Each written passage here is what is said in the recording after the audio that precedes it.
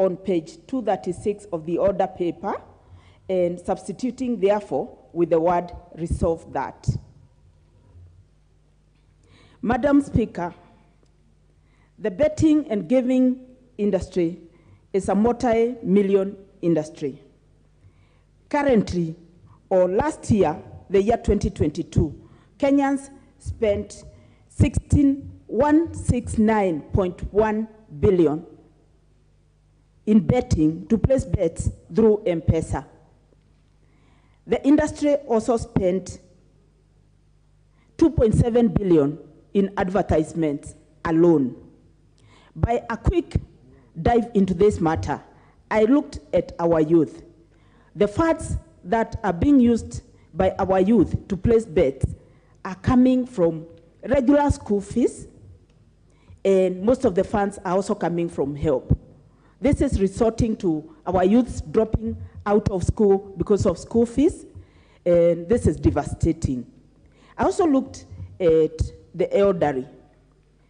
I have heard through the radio and newspapers people venting publicly because a young person, like on Sunday, I had a young person on radio lamenting that he had bought 6 goats to just keep the elderly parents engaged, worth 76,000, and the mother had sold all the goats just to gamble.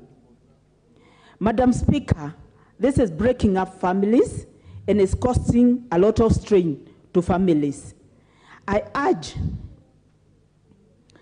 that this industry cannot go unchecked, and if this industry is checked, we can have the 169.1 billion placed on bets circulate within our Kenyan economy, and this money can be used for investments and can also be used to grow other sectors.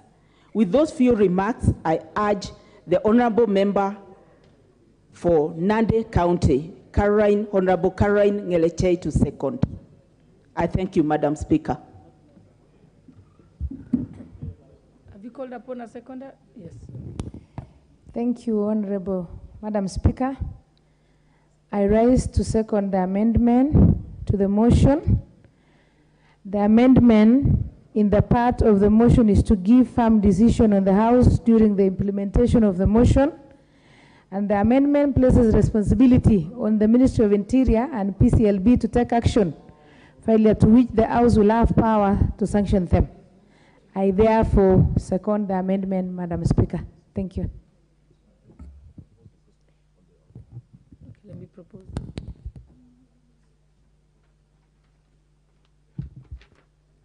Honorable members, I now propose the question that the motion be amended by deleting the words urges appearing after the words this House and substituting therefore for the word resolves that.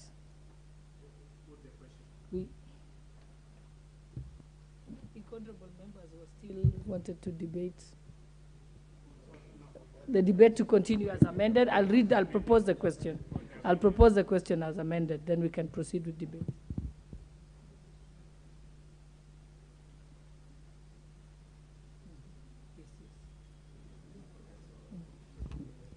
I now put the question that the motion be amended by deleting the word urges appearing after the words this House and substituting therefore with the word resolves that.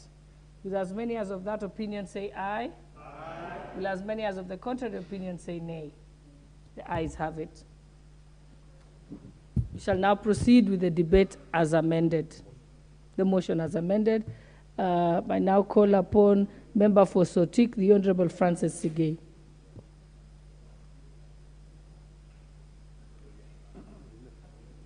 He's absent.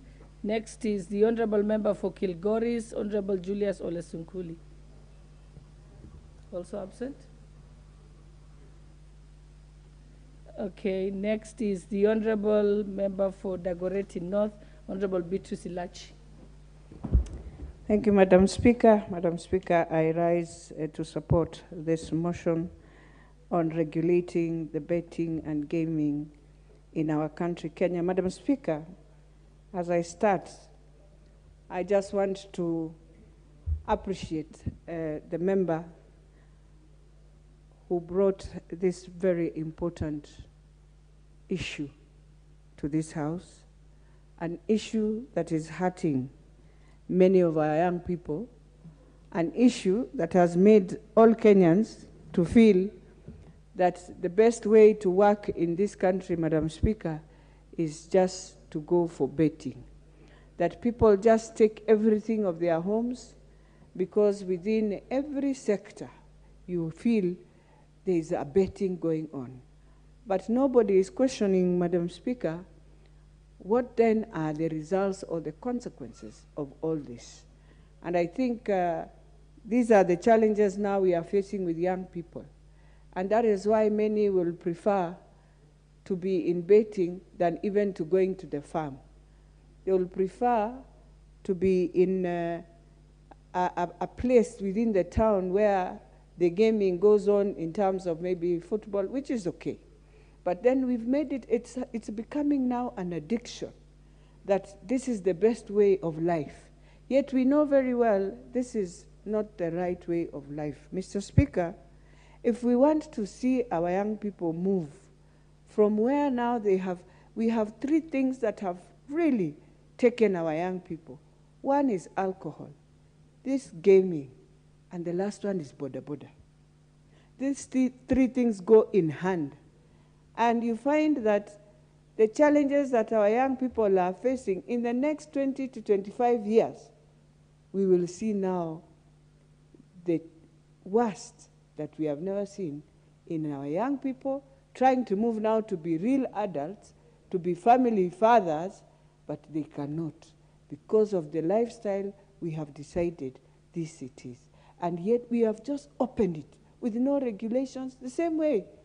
We keep on saying this is the right thing, but when you look at the future of it, as we speak about food security, let us know some of the challenges of why we are facing food security is because our young people have gone into this. This is how you make quick money, which is not quick because they even forget you are paying for it.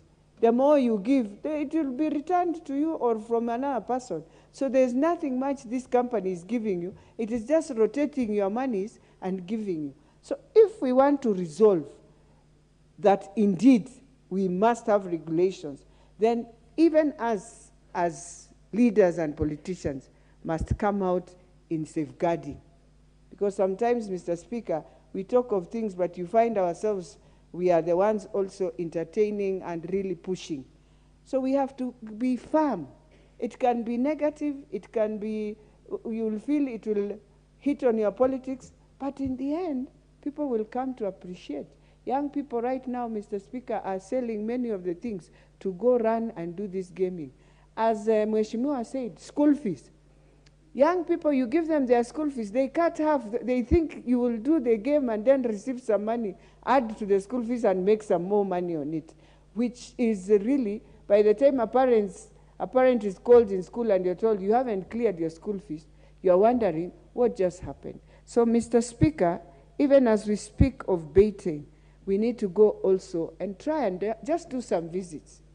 You'll find young people have already, right now in the morning, they're in the different places where this thing is happening. They've already arrived there. So it's like a source of living, but they are forgetting there must be a better way. This is just a place where we have to come, not for a source of living, but it's a game.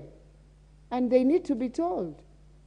It's not a place where you say, it's my future. I can get retirement. I can get NHIF.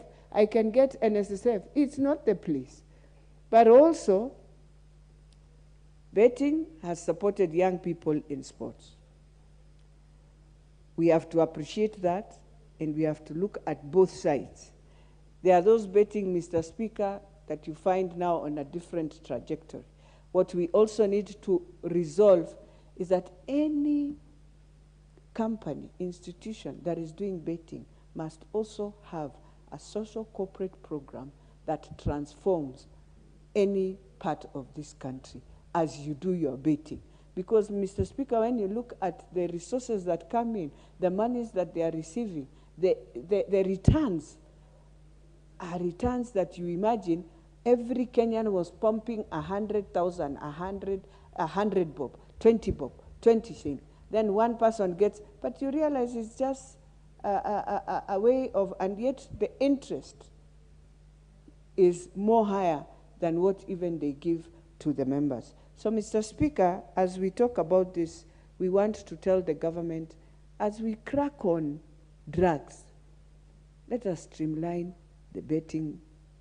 Let us streamline our young people on border. It is a livelihood of living.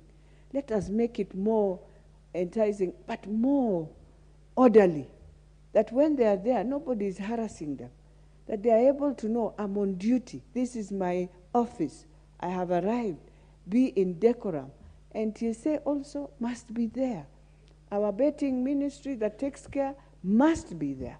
They must come up with also policies that make all these things work in a manner that we know cannot also become an addiction, the way one drinks and becomes addicted. It's the same way. When you're addicted, it's like a casino. You are entering to do a game, so every day you are in this casino, you're just playing. It's the same thing. So I think, as I finalize, Mr. Speaker, when I read the motion, I realize that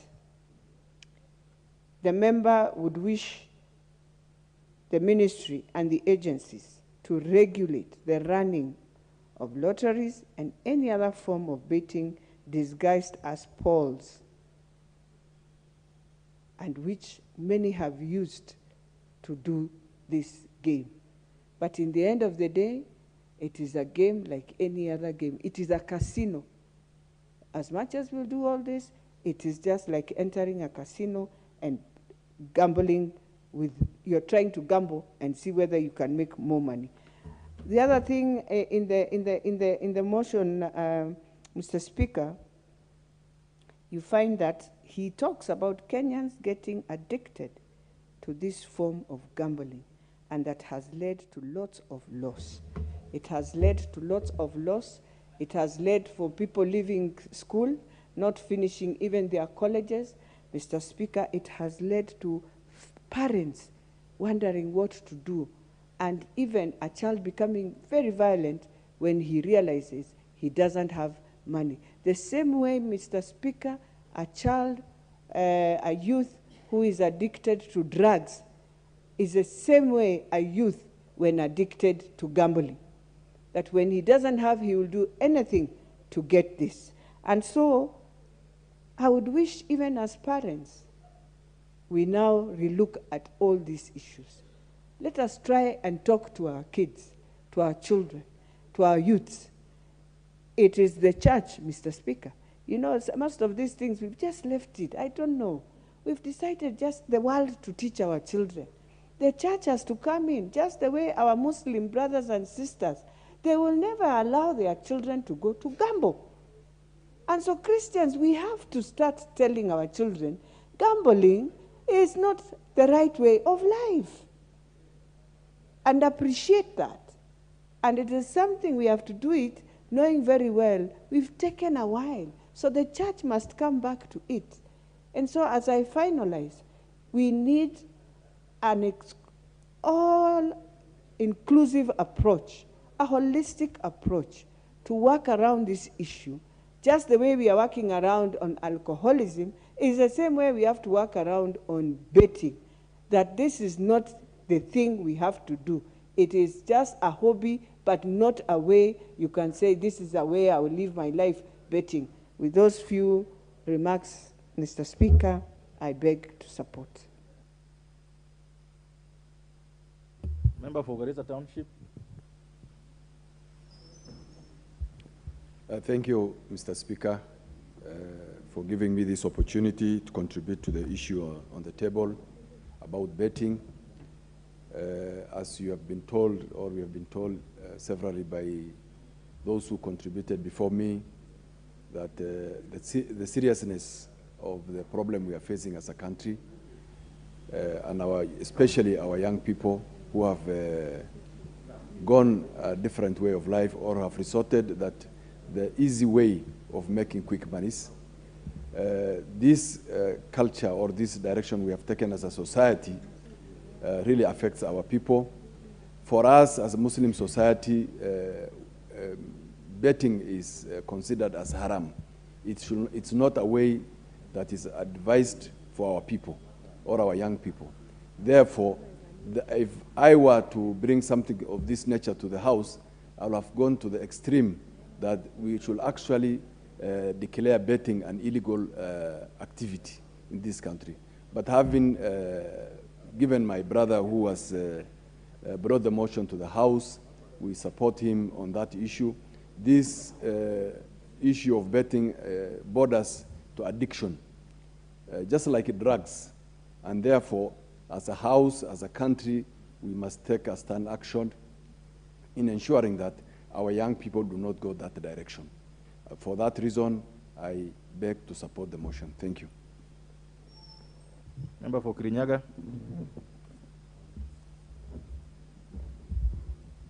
Thank you, Mr. Speaker. I rise to support the motion by the Honourable Member. Mr. Speaker, it is not only young people that are plagued by betting. Mr. Speaker, if you go to the villages, and by this I'm pertaining even Kirinyaga County, you find that we now have a different system where old people are lured into betting by media stations. Mr. Speaker, I remember there's a time there was a conversation on the social platforms of this nation, specifically Twitter, in regard to the addiction and the havoc betting is reigning in the villages. Mr. Speaker, I remember a neighbor of mine, I think they sold the cow. The only thing they did not sell was a dog. And I can tell you, Mr. Speaker, it was hell for that family because you find that it creates conflict in the villages. And Mr. Speaker, unregulated, anything that is unregulated is something that is poisonous, Mr. Speaker, because we normally say that too much of anything is poison, Mr. Speaker. I am calling upon this House to embrace regulating the betting industry, Mr. Speaker. And we must think of it expansively. We cater for every genre. For the young people of this nation, Mr. Speaker, they are driven to betting because of desperation, Mr. Speaker. We have a culture nowadays, you know, in the slangs, we call it glamming. You know, people want to get rich overnight. People want to bet to richness, Mr. Speaker. And these young people, they're people who have gone to universities, Mr. Speaker. As I speak, and I speak as a young person of this nation, before I joined Parliament, Mr. Speaker, I was unemployed, Mr. Speaker. That does not mean that I am uneducated, Mr. Speaker. I am a qualified advocate of the High Court, but I have colleagues who up to date have never found employment. I have people who've started medicine and different careers, Mr. Speaker. So it is something that we need to look from a wholesome perspective, Mr. Speaker. Besides regulating it, what are we doing to empower our people, Mr. Speaker? What are we doing to sensitize our people in the villages? Mr. Speaker, if you listen to any of the local stations, you will realize that most of them have a program where apparently you win some amount of money, Mr. Speaker. And I remember at some point it was discovered that the person that is being called on the other end of the line has been notified. It's sort of like a game they play to dupe the masses to give their money. But the person is given a portion of the money, and then the rest of the money is kept by the station, Mr. Speaker. We must investigate. Why are media stations engaging in betting, Mr. Speaker? Why is it unregulated, Mr. Speaker? So I call upon these members to look at it from a wholesome perspective, Mr. Speaker, so that we can cater and ensure that we protect our people from exploitation, Mr. Speaker. Thank you, Mr. Speaker. I support the motion. Thank you. Member for Nyatike. Thank you, Mr. Speaker, for this chance you have given to me. I stand to support the motion by Honorable Madenge, but I want us to agree on a number of issues. The focus, we are putting a lot of focus on the youth. I think we are missing the point, because when you talk of betting, majority of people who are betting currently are adults. And those youths, majority of them, are seeing this thing happening in their houses by their parents. So they grow in a betting society. where they inherit this thing from their own parents. If we want to curtail this thing, we need to borrow from some practices. We have tried in this country through Ministry of Health to warn people about cigarette smoking, but have we stopped smoking? It's written everywhere, and when you go there to buy a packet of cigarette, it's well written, it's dangerous for your health, and you'll still continue to buy it. So even this betting, as we are talking about it as an addictive, if we are not careful, we can advertise it everywhere and say it's dangerous, it's everything like that. And people will still continue doing it. What do? We cannot say today that we are going to stop betting because it's happening all over the world. When we stopped the Sport Pesa in Kenya, they gained root in Tanzania, and they still did their business there. And Kenyans were still doing it in the platform of Tanzania. We say we don't want them in Kenya, but we still post money to Sport Pesa while they are practicing in Tanzania, and that money goes also to Tanzania. The only remedy we can do here, number one, we have to target churches. People must be correctly educated and nurtured through the churches. Number two, these people must be given tax which can limit the profit they're getting so that they also become responsible. We have to deal with the tax level because you'll find somebody opening the farm and in a day they become billionaires at the expense of that poor person down there who is sacrificing his 20 shillings to bet. So this money, we must make sure we get a better percentage of this money to come and assist those youths to get bursaries and build colleges for them. But if we declare today that we are stopping betting in this country, it will not cure anything because people will still bet in other international platforms. Let us accept it, make it very painful for those people who are doing it, and we make sure this money is channeled to the correct use. And the correct use would be targeting the youth, targeting colleges, targeting what can translate back to the development of the same people so that we make them better citizens. But my last comment, Honorable Speaker, let us target parents. If we ignore parents, I've seen a number of people closing their shops. I've seen a number of people clearing their stock. I've seen a number of people losing even their own cars on betting. These youths we are talking about don't have cars. They don't have those shops. Our own people who are adults and are eager to make quick wealth are the people who are wrong role models in this country and spoiling our youth. So we need to deal with these parents first. Then we correct this menace once and for all. Thank you, Honorable Speaker. The Honorable Member for Bomet East.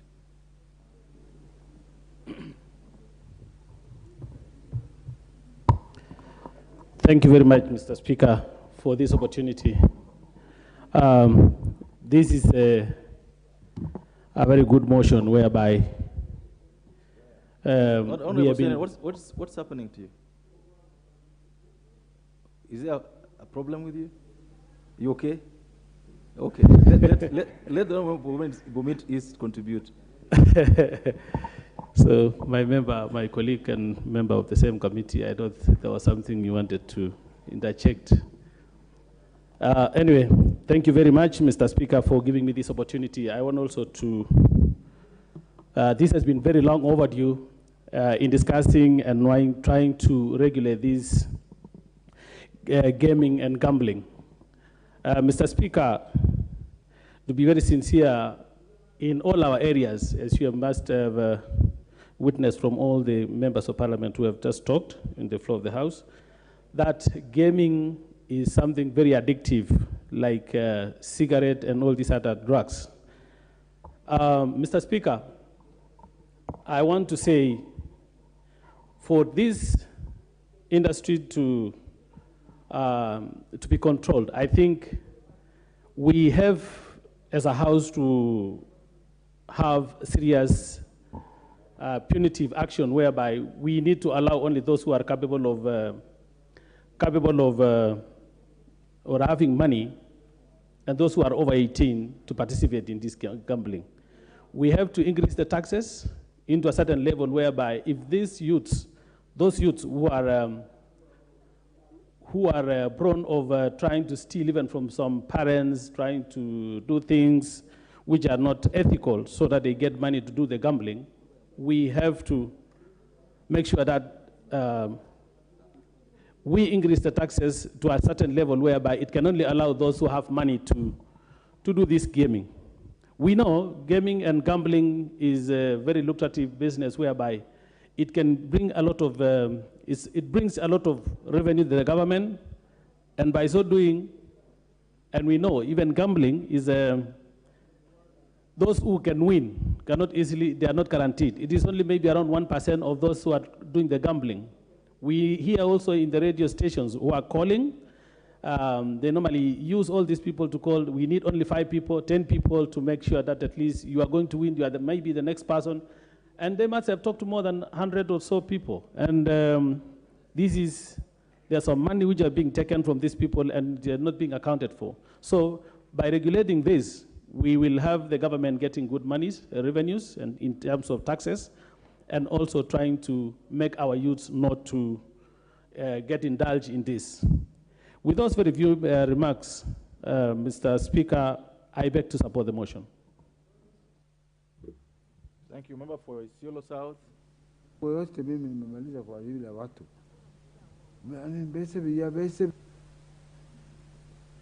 for Isiolo South. This. Thank you, Mr. Speaker. Mr. Speaker, thank you for the opportunity.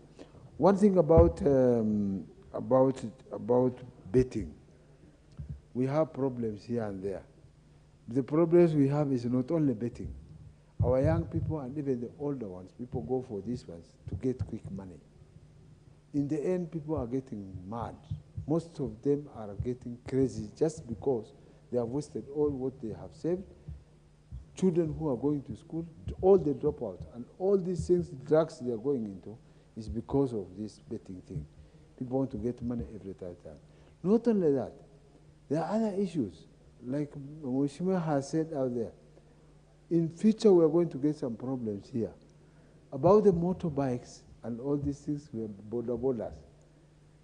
In the next 20 years, because of accident, we will be ending up with having a lot of disabilities in this country if we don't think of regulating some of these issues. Then there is this issue about equally loans by use of logbooks and whatever books or whatever titles or something like that. Even those ones are causing a lot of stress to Kenyans. I don't know when we can be able, because of the problems in Kenya, people seem to be going into a lot of ventures which could be very dangerous in future. So I support this motion because we have to do something. At least see that the government has done some regulations about what is supposed to be done in a proper manner. Otherwise, we will be facing a lot of suicide because of because of this betting thing. So regulation has to be done in such a manner that to safeguard our youth, and even the ones who are retiring. All the monies they receive from retiring people go back and do betting, and those are the kind of things which are happening. I support the motion, Mr. Speaker. Thank you. The member for Moiben.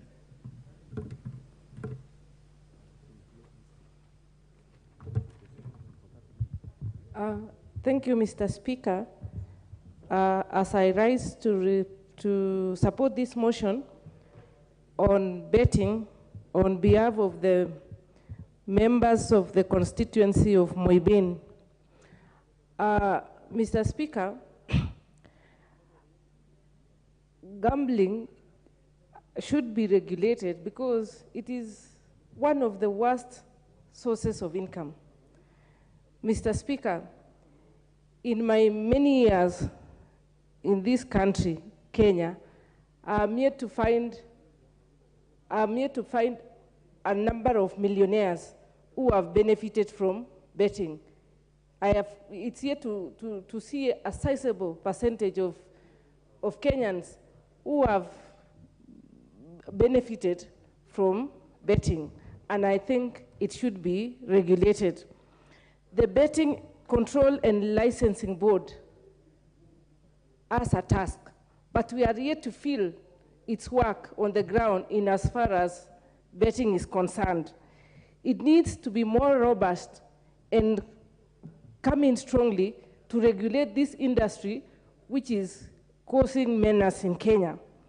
Mr. Speaker, we are almost become a country which is raising a youth of gamblers. As somebody said, it's not just the youth who are gambling, but we also have parents or majority of the people in society of Kenya. But Mr. Speaker, unfortunately, it is the youth who are the most affected. Specifically, when the sports betting was introduced some time back in the early 2000s, the youth took upon to work ways of making money through this gambling. And it's because of the way it's being advertised. It is very enticing to an extent that some of them have decided to just sit and lose creativity. We have a bunch of youths who are no longer creative, they just wish and hope on the gambling process to make a source of livelihood or to make them instant millionaires. And this gambling business is something which is covered in sheepskin. It camouflages itself as a big investment, yet nobody has actually benefited. Mr. Speaker, it is not just, this gambling is not just robbing the rich and the poor, but it is something which is affecting both caliber of people in society. And hence, if it is not regulated, the consequences which we are going to have in the near future, we will have a nation of gamblers, people who are not creative and just waiting to rob, to make money from gambling. And remember, I said before, I've never come across millionaires who have just made their source of, who have succeeded by just sitting down and betting. Mr. Speaker, sir, we know the consequences of betting, especially for those young people. Most of them, in the hope of making or becoming instant millionaires, have invested all their earthly earnings. We have students who, instead of going to school to pay school fees, they have resorted to chancing in the gambling, hoping to make money, and as a result, they have dropped out of school and they are just sitting at home. We have had cases of some of them committing suicide because they have lost everything. We have even had senior members of our society, we have had parents who have become victims of this betting, and they have lost all their earthly belongings, and they are stressing, and some of them even decide to take their lives away. So, Mr. Speaker, sir, I support this motion that this betting business should be regularized, and social marketing campaigns should be enhanced so that people know the consequences of betting. And if that is done, those who will participate will do so knowing the consequences. But most of the times, the betting is camouflaged with very nice stories, very nice images, very nice success stories, which in essence, it is not right. Which in essence, it's not right. So it should be, the social campaigns should be enhanced, and that is what the betting and licensing control should be busy doing, so that people will come to know the consequences other than just participating without, and eventually they become victims and they lose everything. Thank you, Mr. Speaker, sir. I think I can stop at that so that I can give somebody else an opportunity to make a contribution. Member for Kwanza. At long last. Mr. Speaker, thank you so much for the chance. I think the Act itself, we would look at the Act. And I think this House has the responsibility at least to be able to affirm that this Act has weakened the whole philosophy as such. I'm saying this because witnessing what is happening, particularly the way the youths and even the elderly are participating in this so-called betting, and the Act itself actually allows for anybody to do whatever you can do. But Mr. Speaker, call a spade a spade. I know for sure people talked about people getting weak and what have you financially. It is true, Mr. Speaker, I have cases where I've witnessed that actually a family in my locality where the husband took money because of this game gambling, and they used up to about 150,000 shillings that actually been sent by the son who's working overseas. And there was that disagreement with the family. And of course, what happens is people start fighting, physically fighting, and ended up actually somebody getting injured. I was called in and I said, now how do I get involved? But it looks like we should do something about this, because if you let it go like that and we don't resolve, we don't change the regulation, I think we have got more cases that are not made. In fact, as somebody mentioned, we have this country known for gambling. And I've known cases where students actually get money, they're supposed to be going, and the parent looks for money, gives a student to go to school, and because it's a game, Liverpool against whatever, maybe Manchester United, and the radio, the media actually going to say who's going to win, and the boy actually didn't even reach school. He books himself a hotel to witness who is going to win, only to find that a friend of the family was in that particular hotel and was, what is this boy doing in the hotel? He was actually waiting to do the gambling.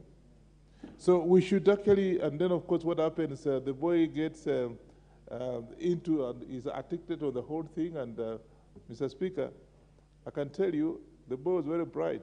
Today he's not there. Ayuko Sai is not in school. He's now loitering around looking for jobs.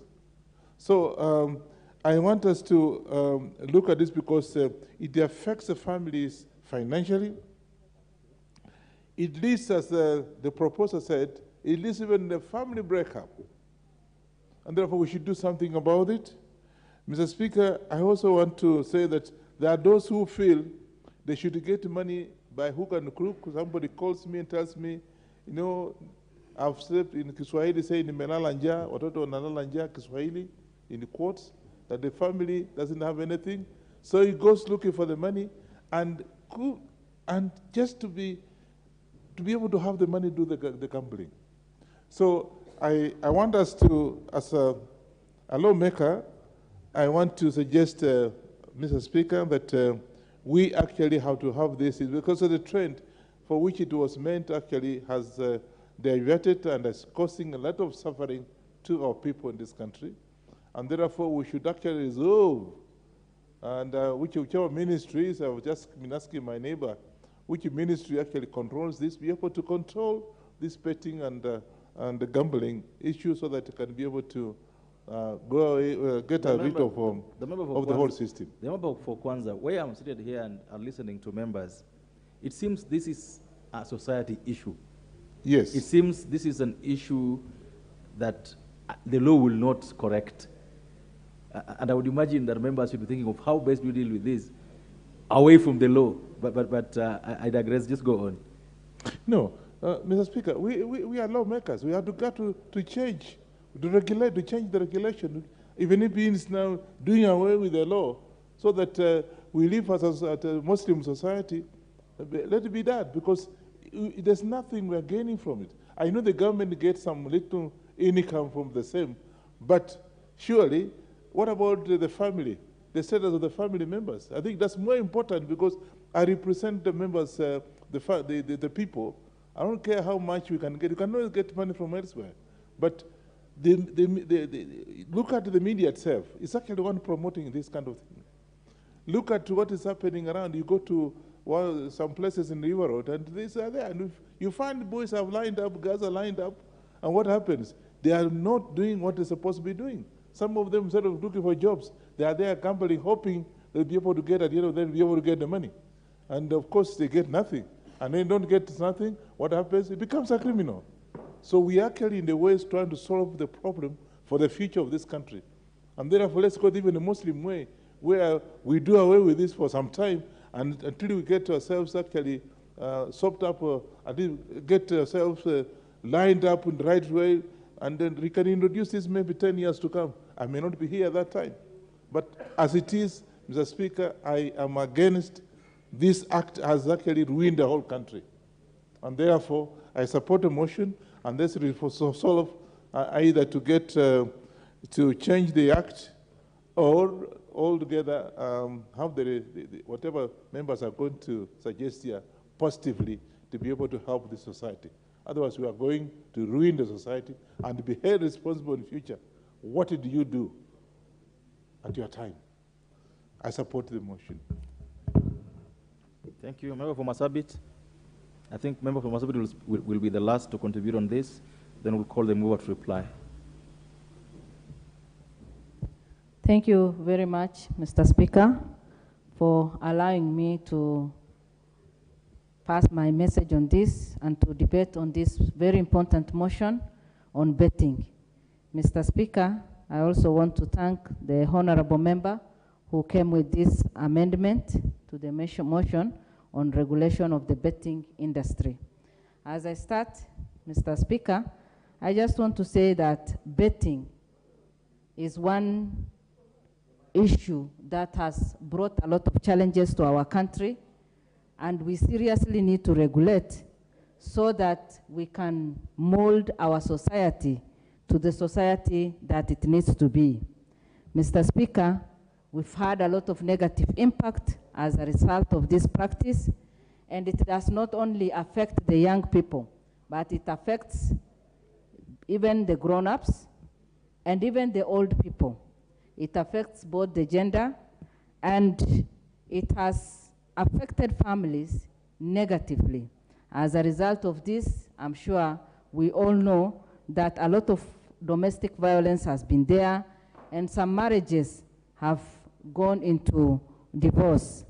Many have been depressed because of this, and some people have even borrowed money that they are not able to pay. They have lost their properties, and this has been a real challenge in our society now for some time. Mr. Speaker, all this is as a result of lack of employment, dissatisfaction, and lack of contentment. When people want to get rich very fast and using a very easy way to get rich, because sometimes cheap is very expensive, and what you think is cheap might end up being expensive and also ruining your own life. Mr. Speaker, the only way that we can overcome this is to regulate and make sure that the regulations are also put in place and implemented in all the sectors. And other things that we can do are as follows. We have our young people who are mostly in schools, either primary schools or secondary schools. And I remember when we were growing up, there is this program called Pastoral Program that was initiated. And every Wednesday, or I think, once in a week, the students used to have that program whereby they are mentored spiritually. I think we need to come up with a program like that, whereby enough education is given to our young people, and also those in high school. Something like that can be put in their program in school, so that outside their normal syllabus or their curriculum, they can have 1 hour every week, so that they can be educated on the dangers of this. And if we do that, then our young people will grow up knowing the dangers and the bad negative effects of all this practice, and that can really help. The other thing we can do as a government or as a nation is also to have enough civic education, whereby even those school leavers who are idle can be educated, and we come up with a special program, and that can even be done with the current members of parliament when you go to the constituencies, because our words are powerful. People listen to us. We can pass a message to people. And as we speak, we need to speak on all these things that affect our people, our young people. Civic education can be enhanced, and we can be telling people on the dangers of all this. I want to also say that as members of parliament, and especially those of us in 13th parliament, we have been given a great opportunity, because currently we are surrounded by so many challenges. A lot of our young people are already drug addicted. Many of them are not employed, and many of them are already getting into, even LGBTQ is becoming a real issue. And so we have the opportunity, because when we get to our constituencies, when we get to people and talk to people, many people listen to us, and we can use the opportunity we have to pass these important messages to people, so that we tell them on the dangers and how it has ruined our people. And as I finish, the media is so much there to promote this practice. If we put all these controls in place, then the media should also be curbed, so that them encouraging people will always, motivate another person to invest in that. And we can reduce the promotion of that, and I'm sure when the amendment is done, that will be taken care of. Mr. Speaker, I support the motion. Thank you. Thank you so much. Members, allow me to, before I call the mover to reply, to recognize the presence in the public gallery of the students from the AEF Ruben Primary School from Embakasi South, Nairobi County. They are welcome to view the happenings of Bunge this morning, and hope they learned something from their visit today. I therefore then call upon the mover of this motion, Honorable Madenge, to reply. Thank you, Mr. Speaker. Before I reply, allow me to donate 1.5 minutes each to member for Buleti, the Honorable CNN, member for Bere North, and the Taita Taveta County MP. 1.5 minutes each, please. Thank you, Mr. Speaker. I think in supporting this motion, we would want to remember that this nation, we need to protect our young people. Our nation is a young population, has a young population, and if we continue in this manner that we do not protect them against the ills that come from betting, we will be destroying our own selves. So in proposing this, we want to thank Honorable Madenge for bringing on board and also bringing this discussion so that the people of this nation may be able to understand the things that are happening within our society and also the effects of betting and unregulated betting.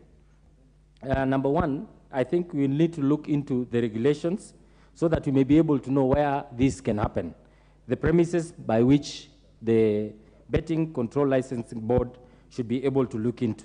Also, the kind of license the different stations may have. We have radio stations which have broadcasting license, but also being able, still carrying out the. Thank you. Thank you. Just finalize. I still have time. Finalize. I still have time, Mr. Speaker. The other one is the tax regime, and to be able to integrate. Some of the things that are actually happening also is the lotos within our societies. They are moving from villages to even smaller units. We need to regulate them so that our society can be protected against such ills.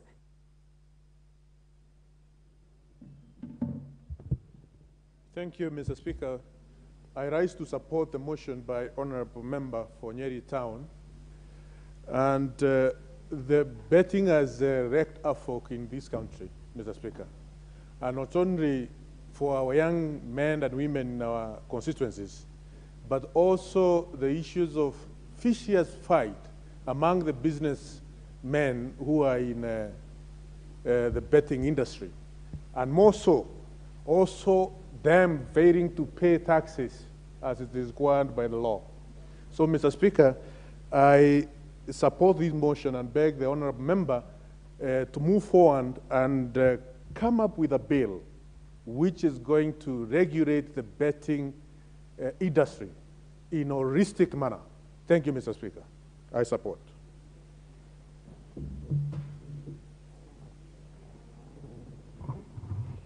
Thank you, Mr. Speaker. I also rise to support and congratulate the member.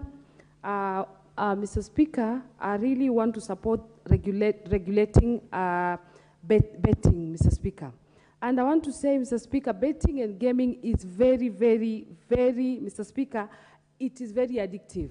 And most of the people cannot handle the addiction that comes with gaming, Mr. Speaker. And in that case, Mr. Speaker, we have seen so many families.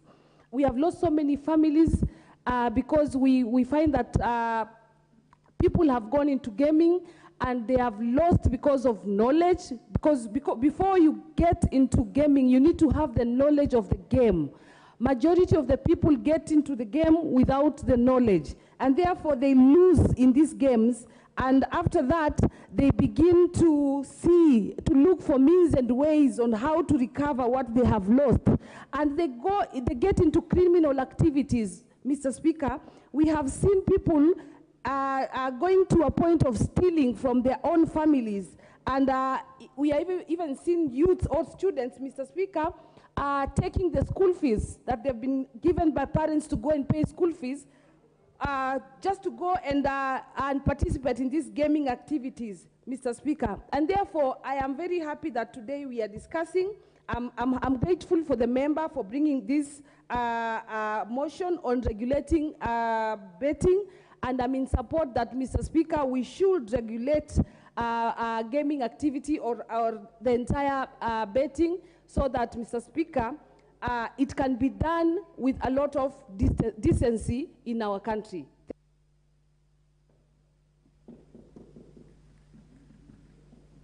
Minute for Honorable Ngusia.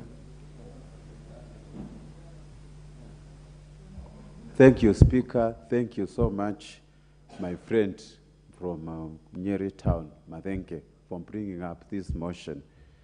Mr. Speaker, I'll begin by saying I was very fortunate to go for benchmarking in Las Vegas and London last term, 2018. And we came up with serious regulations. And I would begin by noting that the problem in our country is not actually gambling and betting. It is our society and what we call financial exclusion of many people, Mr. Speaker. And that's why we need financial inclusion in this matter. Mr. Speaker, betting is not bad, but our intentions is. And we have seen so many benefits of betting in our country, like the sports funds now. It's fully being financed by betting.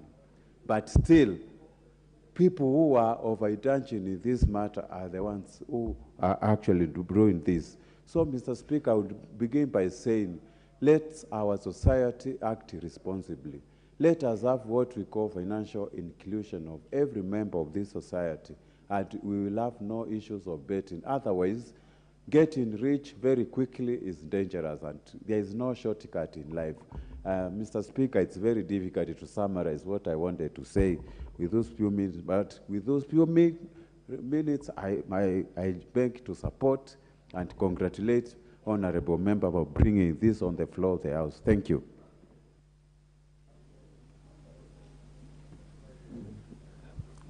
Honorable Speaker, allow me to donate 1 minute to Honorable Kaleba.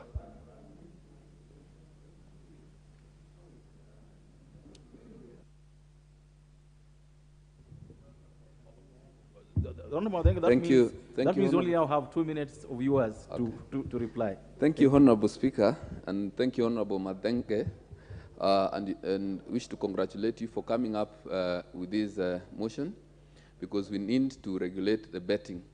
Mr. Speaker, the addiction that comes with betting is even worse than the one that comes with the consumption of alcohol. And our young people have been lied to that they can become millionaires overnight because of betting. Mr. Speaker, most unfortunate is that the media stations are the ones that are propagating this narrative. They ask you a simple question and they tell you that you'll get 500,000 for answering that question right through betting. Mr. Speaker, we need to regulate this so that we can make this country a better country and impose serious taxes, high taxes for these betting firms so that also Kenya can benefit from the earnings. Thank you, Mr. Speaker, and I support. Thank you, Mr. Speaker. Mr. Speaker, I want to thank honorable members for their robust and insightful contributions to this motion. And it is true, society must be more central in the new dispensation in as far as controlling betting is concerned. Mr. Speaker, in a 2017 Geopoll survey on youths between 17 and 35 years, Kenya had the highest number of betting youths compared to Uganda, Tanzania, Ghana, Nigeria, and South Africa. We are destroying an entire generation. Mr. Speaker, desperation for instant money, increased unemployment rates, constant announcements, the thrill of gambling, sleek advertising, and celebration of winners is feeding this insanity. Gambling losses lead to severe debt, listing on CLB, depression, and anxiety.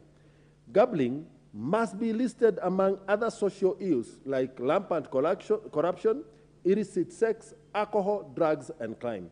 Mr. Speaker, the Media Society of Kenya, which has a constitutional mandate to set standards and regulate compliance with those standards for the media, as well as the Media Council Act 2013, Section 6D, which obligates the MCK to promote and enhance ethical professional standards among journalists and media enterprises, acknowledges that gambling has been promoted by media houses and licensed gambling has been promoted by media houses.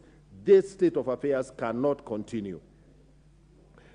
Gambling on our airwaves, Mr. Speaker, is taking gambling on every street, in every household in this country. This is worse than selling cigarettes in the kiosks.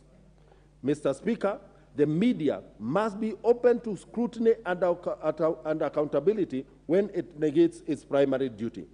Mr. Speaker, gambling in airwaves is an insanity driven by the competition for audience, technology penetration, and the changing environment for the media, business environment for the media houses. And therefore, Mr. Speaker, I hear the mood of the House is that we move with speed to introduce a bill to regulate betting in this country. And I am promising honorable members that I am up to the task. And the BCLB Act, which is the legal framework that is controlling and regulating betting in this country, is moribund, Mr. Speaker. It was enacted in 1966. At that time, there was no internet, there was no mobile money. And therefore, I thank this House for the contributions on this motion, and I believe it is time that we moved with speed to protect our society from this evil. I submit, Mr. Speaker. Thank you so much, Mr. Honorable Madenge. I think the ball is on your court. You've had members, you've had everyone's views on this issue, and as you know, the very nature of a motion, we normally resolve. Most of the time, nothing turns on it. And so I like why you've ended, that you'll bring a bill to the floor so that we have some firm and binding, resolutions as a how through a bill to ensure that some of the things that we wish to see happen. Thank you so much. Members, for obvious reasons, I'll not put the question, ask you to put the question this afternoon. We'll do that in the next sitting. I would therefore then call for the next order.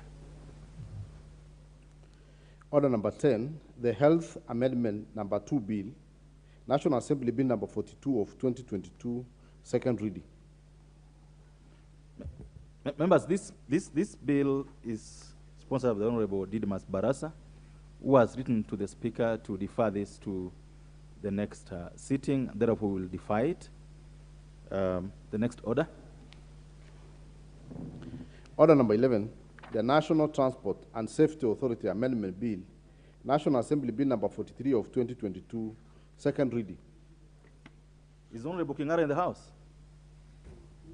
Yes, Honorable Kingara, this chance is yours to move your bill for the second reading.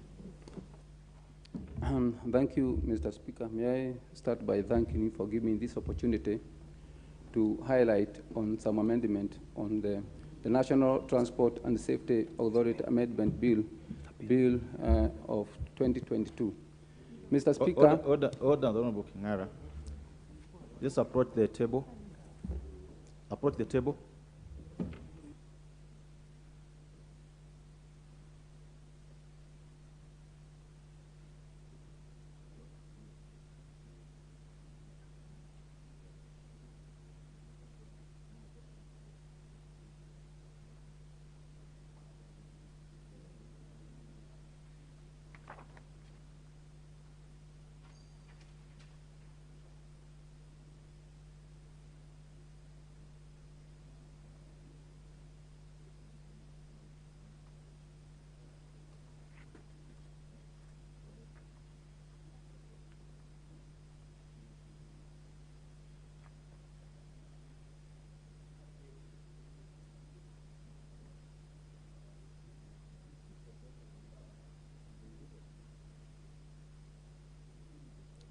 Give him.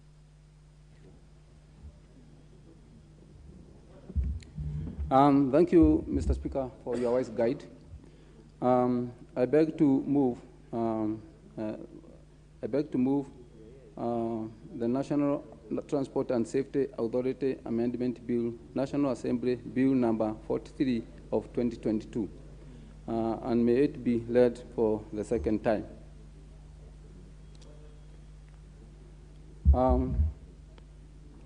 Mr. Speaker, I intend to move this bill as an amendment of the existing entire bill, especially on section 4 from A all the way to C, Mr. Speaker.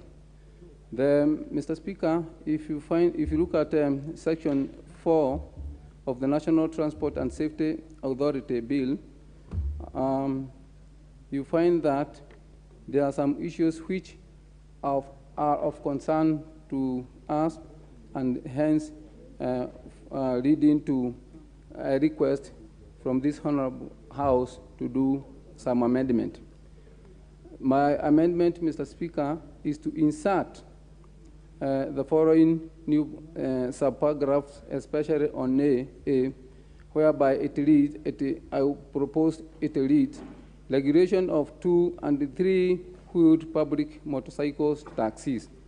Mr. Speaker, at part AB, I propose, Mr. Speaker, to establish a system and procedure for the regional registration and licensing of 2 and 3-wheeled public motorcycles or taxis. Mr. Speaker, if you go to section AC, I propose to establish a systems and procedures for the registration and licensing of drivers of 2 and 3-wheeled public motorcycles taxis by county government in conjunction with the authority. Mr. Speaker, I proceed to AD, where my proposal is to issue public service vehicles badges to drivers of 2 and 3-wheeled public motorcycles or taxis. Mr. Speaker, I end by SE, whereby I propose to have a regulate 2 and 3-wheeled public service motorcycles or taxi. Mr. Speaker, you find that long ago, motorcycles and three-wheeler, which now we call tuk-tuk, was not in high demand sometimes back.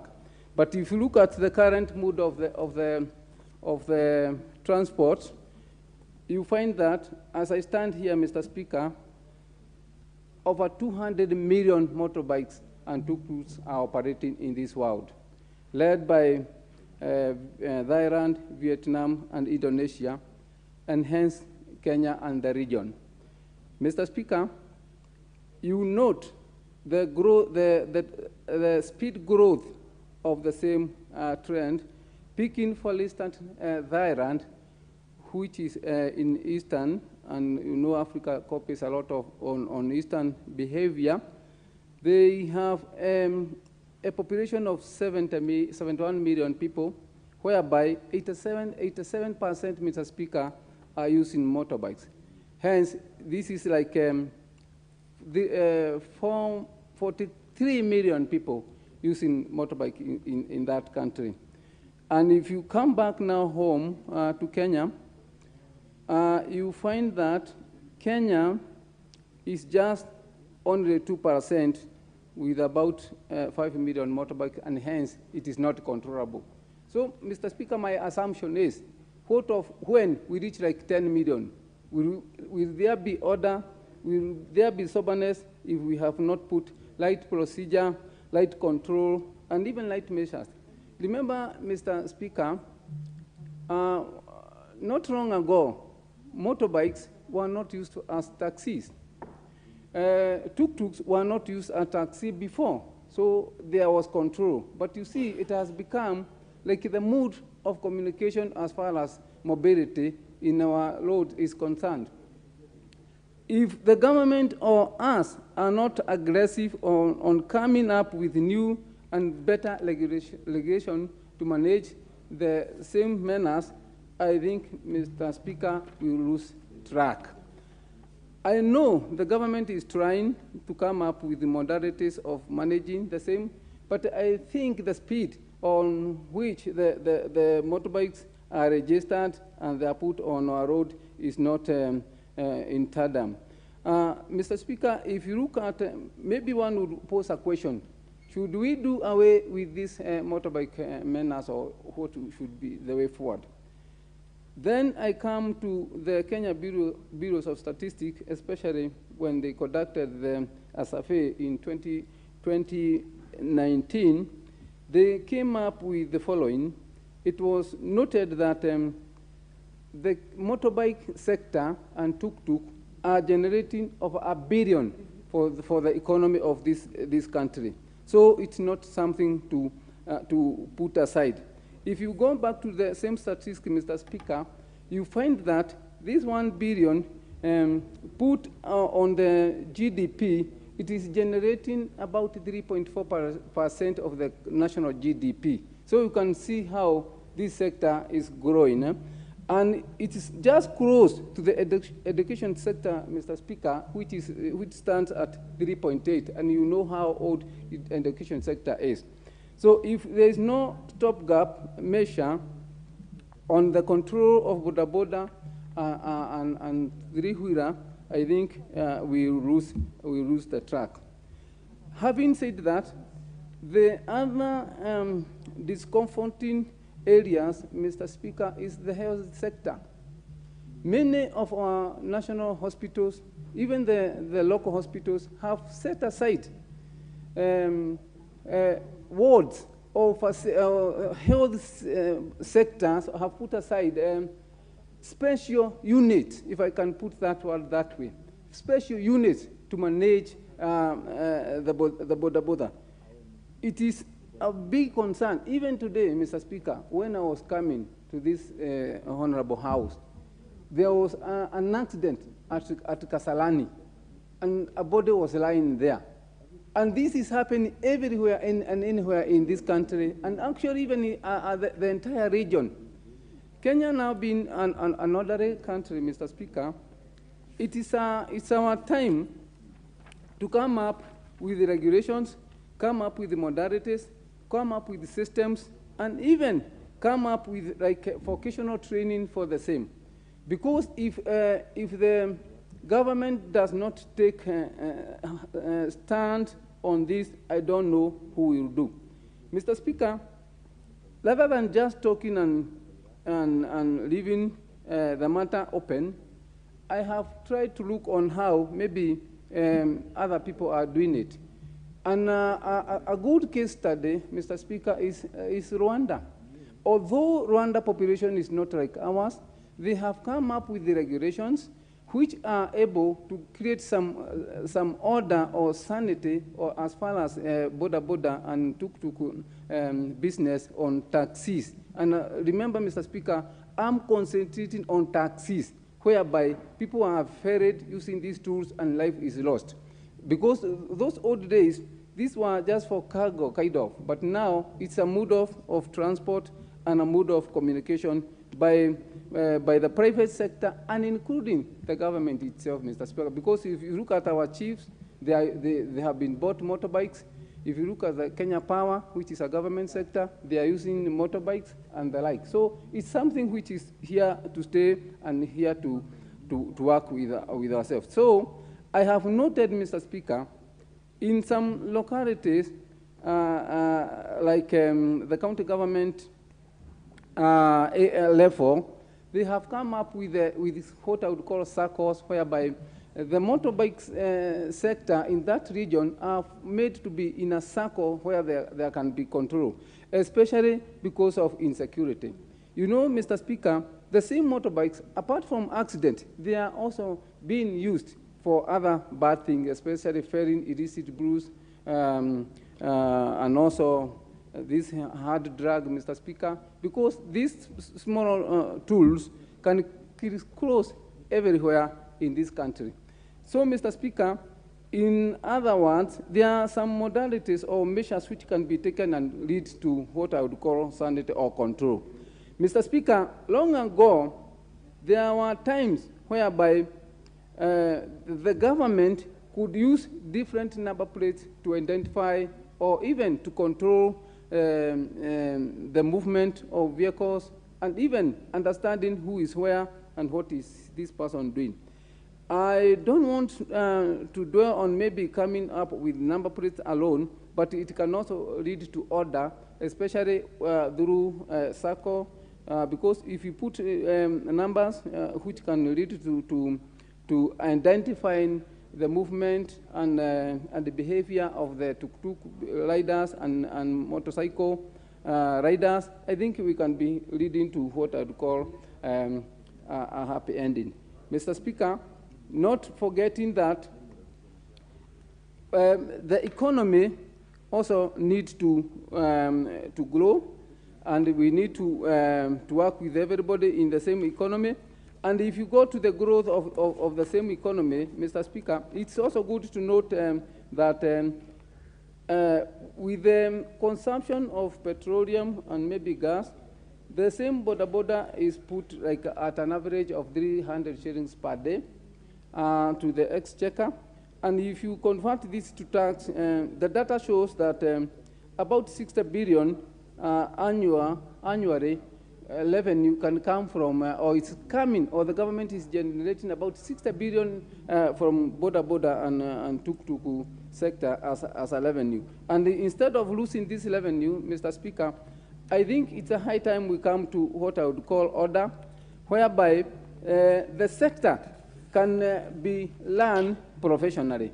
How can this be learned professionally?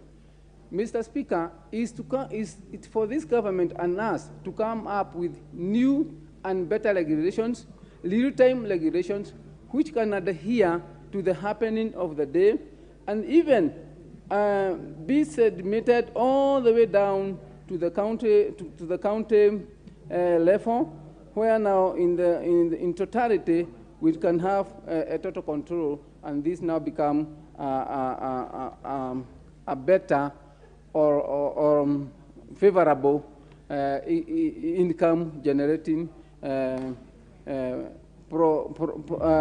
procedure, especially as far as these young people are concerned. Mr. Speaker, I think also because of lack of employment, our students after class Form 4, they just rush to Boda Boda, where they can get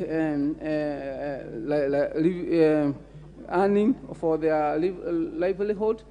But if the national government, Mr. Speaker, can come up with maybe a vocational center in the entire county, may it be started by county at county level, whereby each and every county we can come up with a vocational center where our Boda leaders can undertake short courses which can improve the standard of usage of the same machine.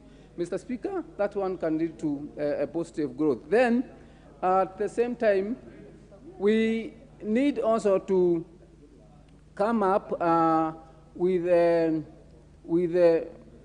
workshops at the county level, because even maintaining and managing these bodas, Mr. Speaker, is leading to high level of accidents. Even if a rider is a good rider, and then the motorbike is not repaired promptly or regularly, then the same can also lead to this manner of accident and bad behavior. Mr. Speaker, it has become a culture of riding motorbikes, so the culture is not going away. It is for us as the government to come up with new regulations which can manage the same. Mr. Speaker, because I know maybe there are members who would wish to share or contribute on this, I want to stop there and maybe request Honorable Haika, the Chair, Diaspora and Immigrant Workers, second. Thank you.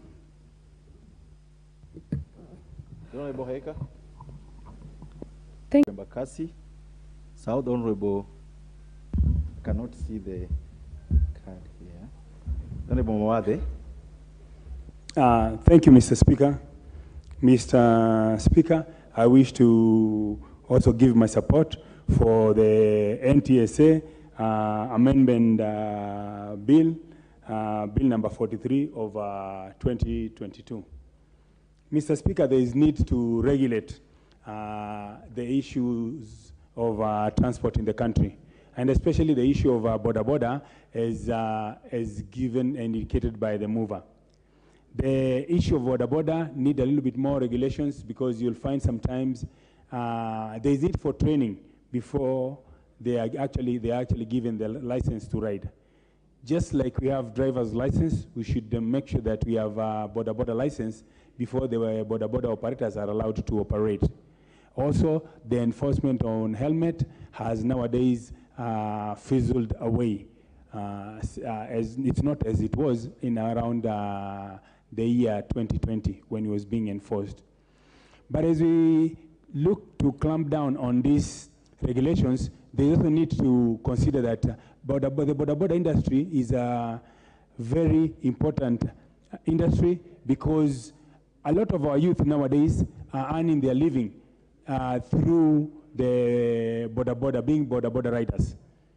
So there's huge, because of the huge unemployment amongst our youth, this is a good gap filler, or rather the boda riders are able to fill the gap by sourcing, or rather getting their own source of income by being boda riders. So yes, I support the bill, but also let's consider on ways to assist the boda riders. We should establish a fund to assist the boda riders for down payment, and then the balance can be paid in approximately maybe 6 to 8 months later. That will continue to help our youth in creating employment. With those few, I wish to support. Thank you. Thank you very much, Honorable Mawathe. The Honorable Mary Maingi, member from where? She's not in. The Honorable Mary Maingi has stepped out. The Honorable Beatrice Kemei, member for Kericho County.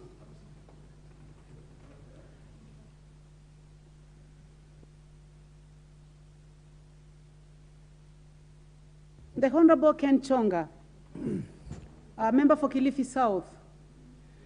Thank you, Madam Speaker, for giving me this opportunity on this bill. Madam Speaker, history will tell us how important the border sector is.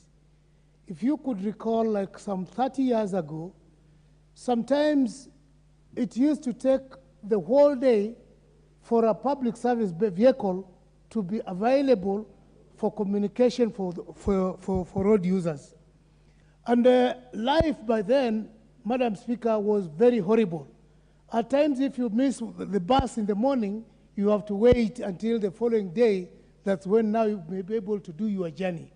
Things have changed, but these things have changed for both better and worse. As I was listening keenly to the move of this bill, it really took me down to where I come from and look at the situation the way it is. Indeed, there is all the need, there is all the reason why this sector needs to be moderated, irrespective of all the good that it has brought to the country. Well, we have heard, even our former president last year came out openly to elect this sector of border sector on how much income generating it is making to the country and how it is contributing to the GDP. That is all good. But at the same time, so many things have really gone out of place. It's an industry that one can actually train in one day and ride the same day. Not taking cognizance of the consequences of any ill that may come a long way by riding a motorbike without knowing the regulations that the transporter require. As the mover said, Madam Speaker, within the East African region, we know this is a reliable mode of transport. But in some countries, things are done differently. I've actually been watching with dismay a border carrying 4 people when it is meant to carry 1 person. Honestly, that is a disaster that is in making, implying, therefore, something somewhere is not being done right. In Rwanda, for instance, Madam Speaker, a border will never and shall never carry more than 1 person. A border rider must have a helmet, and the passenger being carried must have a helmet. A border is not an exclusion to observing the traffic laws. When the lights are red, all PSV, all vehicles actually, all mobiles need to stop. But what is happening in Kenya? You find the lights are red, still the rider goes on. Then he meets an oncoming vehicle, accident happens. What kind of regulations are there to moderate this? Day in, day out, the numbers of border riders is increasing. Yet, the modalities under which we can put this sector in control are not there. I'm not saying that the border sector should be shut down. What I'm saying, Madam Speaker, here, we need to come up with a proper mechanism. Because if it is possible in Rwanda, I am very sure it is equally possible in Kenya. Most of the border riders are young people. These are the generations, this is the generation that we expect tomorrow to be able to move this economy to a second level. Go to Coast General Hospital, you'll find there is a separate ward that has been, there's a ward that has been actually with maintaining passenger accidents. I don't know why I should put it. Rather, there is a special ward to take care of border riders who get accident. Go to Kilifi, the story is the same. You come to Kenyatta, the story is the same. And for how long shall we sit and watch our young men and women actually die? The concern comes here, and I think this bill is so timely to serve the generation to come. Put proper structures. If possible, there should be demarcated areas where the border riders should be riding to avoid loss of lives, to avoid accidents, and also even to avoid injuring the other parties who may not be party to this accident. Madam Speaker, I stand to support this bill. Very well, member for Kilifi South. I can see an intervention by the Honorable Mawathe, member for Embakasi South. What is out of order? Thank you, Madam Speaker. I want to recognize and acknowledge the presence of Ruben Primary from Embakasi South constituency in the gallery, led by the head teacher, Madam Nancy Motai. Thank you. And these are the leaders that are elected in Ruben Primary, the student leaders within the school. Thank you very much. And thank you very much, Madam Speaker.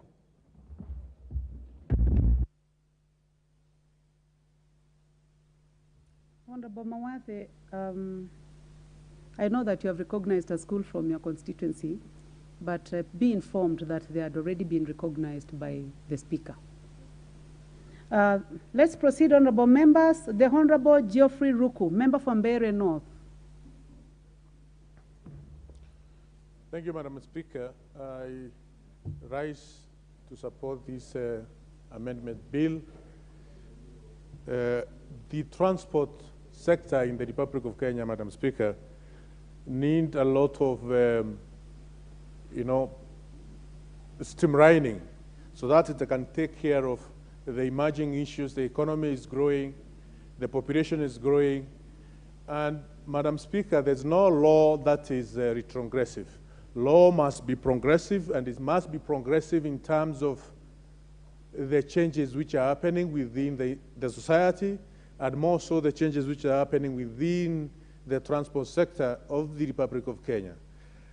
As mentioned within the articulation of the honorable member, the border sector has grown, and it is huge in each and every constituency in the Republic of Kenya, and this needs to be well regulated by a well-thought law.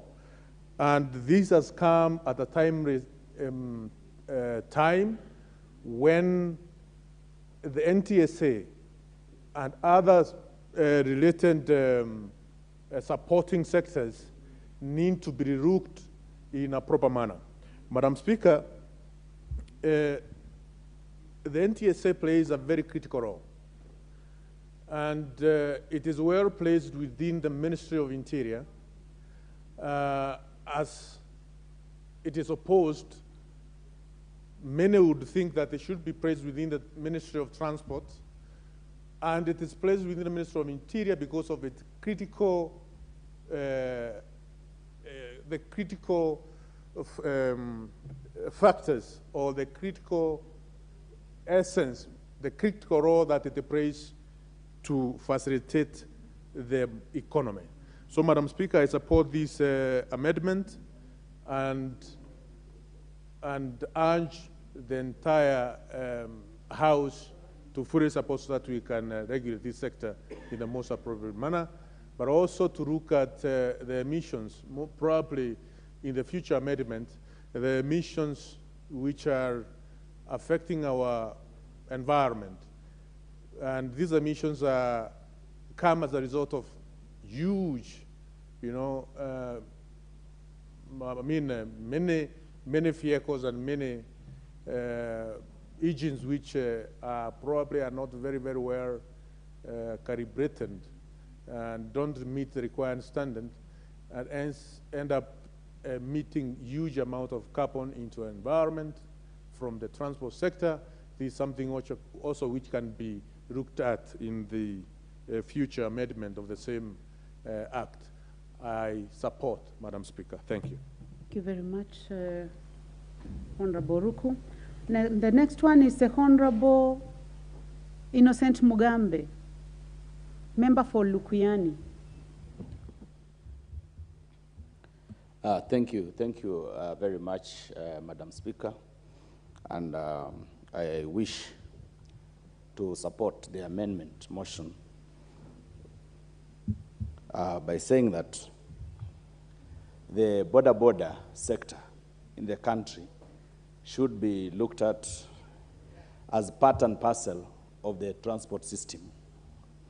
For a very long time, people, or rather, we've been dehumanizing this sector but it is indeed an important sector in terms of transport, of movement of people and goods in the country.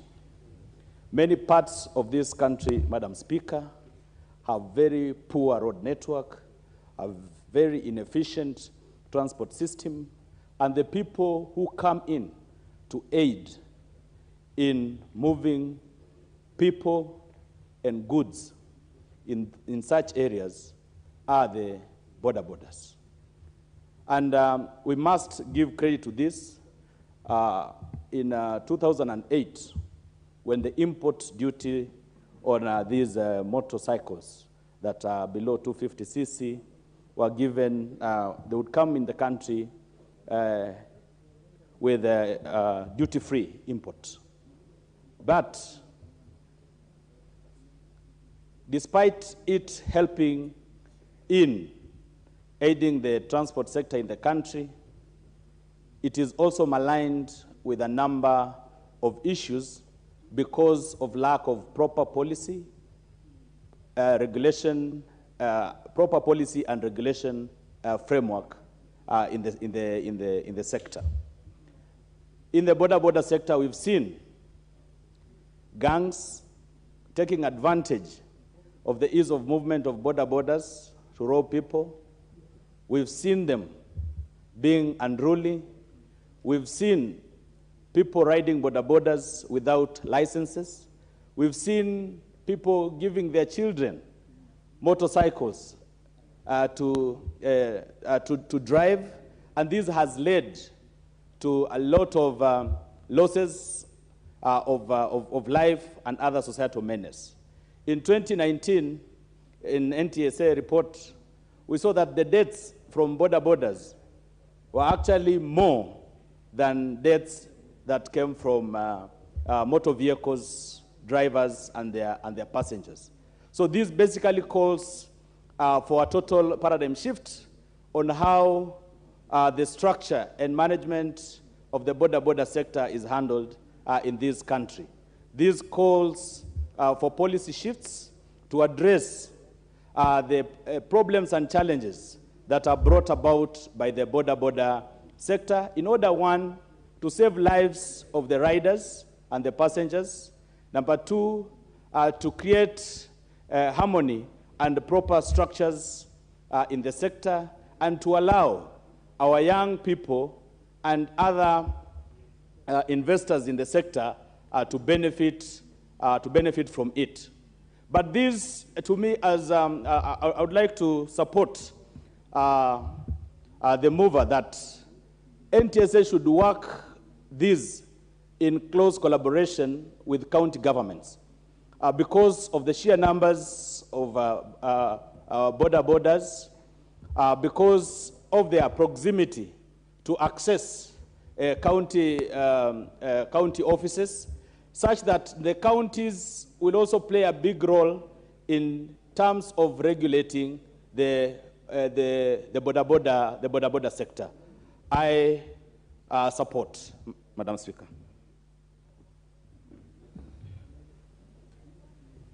Thank you. The Honorable Member for Samburu County, Honorable Pauline. Thank you, Madam Speaker. Lengoris.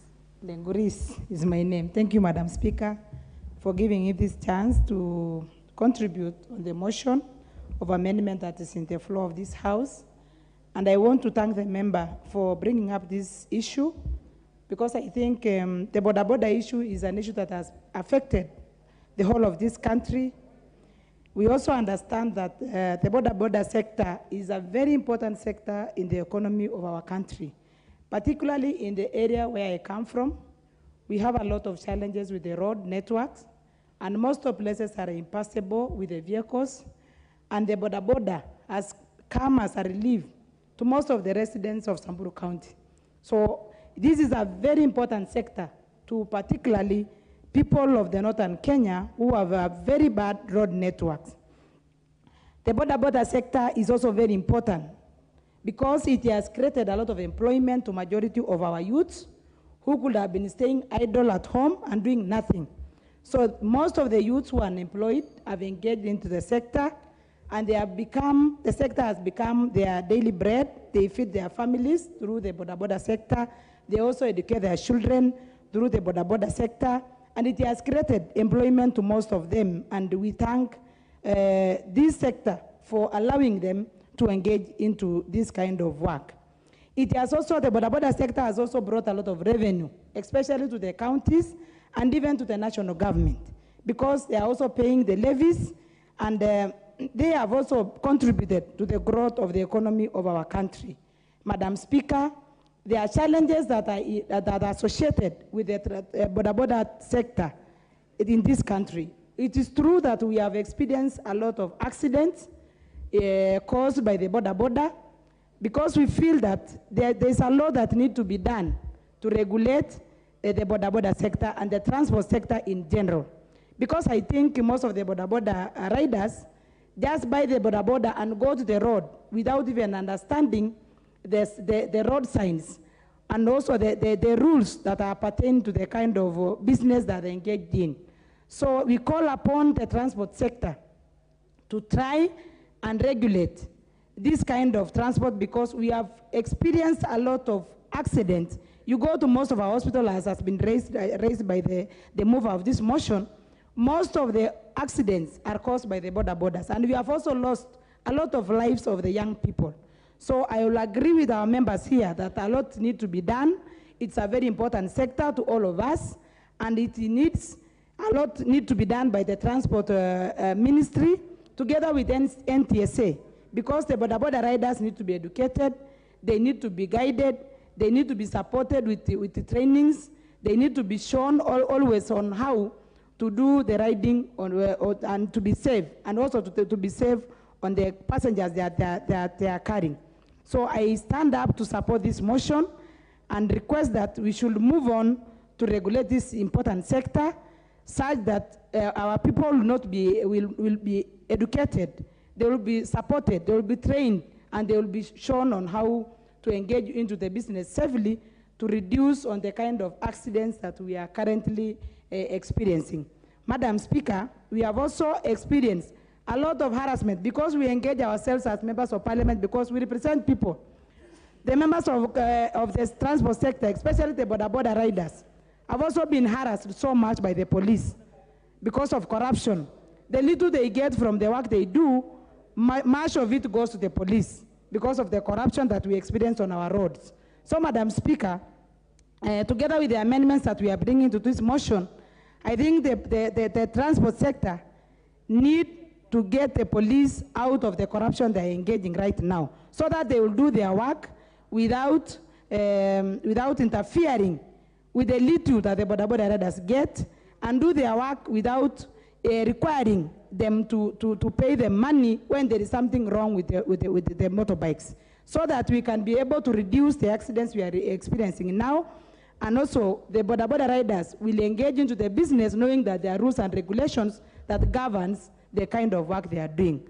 Thank you, Madam Speaker, and I support the amendment motion. Thank you.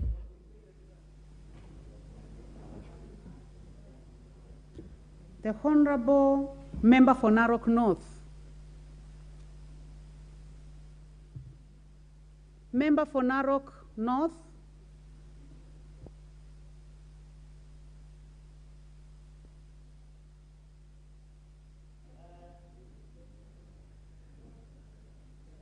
Please try to trace the Honorable Member for Narok North. Thank you, Madam Speaker, for giving me this opportunity to put my voice on the amendments of this bill and to support the mover and to thank him for thinking about our youth. And the boda sector is a very important sector, and it needs to be supported. Therefore, I support the amendment by the NTSA to make sure that they put the regulations to make sure that these young men or our youth are comfortable as they carry on with their activities, because that is the only source of livelihood that they have. And as Parliament, we know that these young people are our supporters. They vote for us, And we need to make sure that they are also comfortable when they are carrying on with the work that they do. And it's important for us to make sure that, for NTSA to make sure that these young men are trained so that they can have helmets to make sure that they on with their work comfortably. And also, I would urge the police to give these young men an opportunity to look for an earning, because that is the only way they can support their families and their children, because they harass them. It's like when you look at that business, people look at it like it is a business that is not genuine. Yet, when you are in a hurry, you sometimes even tell your bodyguard, please, can you rush using a boda to where we want, or deliver this message to whoever it's going to be delivered to. So we need to take it seriously, and we need to support it to make sure that they get their licenses, they are helped to get their licenses and supported, and to make sure that they have helmets, to make sure that they also have shelter. And the government should chip in to make sure that these people are trained, so that they don't just buy a boda and then the next day they are there riding it, yet they don't even know the laws that they are supposed to follow as they ride their bodas. So I stand to support the amendments, and also thank the mover for bringing this very important discussion here so that we can chip in and support our youth. Thank you, Madam Speaker. Thank you very much. The Honorable Cecilia Gitit, member for Turkana County.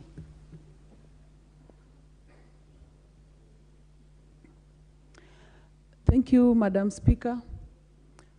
I rise to support this motion and congratulate the mover. Madam Speaker, border sector is a necessary evil to all of us, and more specifically to the northern Kenya, as well put by my colleague from Samburu, where there are no roads. Border remains our ambulances. They remain our best mode of transport because most of our roads are impassable, Madam Speaker. Madam Speaker, border sector has contributed a lot to our economy, and it has created jobs to the young people of this nation. Madam Speaker, at this moment when fuel prices are very high, motorbikes remain the best mode of transport because their fuel consumption is low and they are cost-effective, Madam Speaker. Madam Speaker, considering all that, the border sector faces various challenges. One challenge is the failure by the NTSA to train the border riders, Madam Speaker.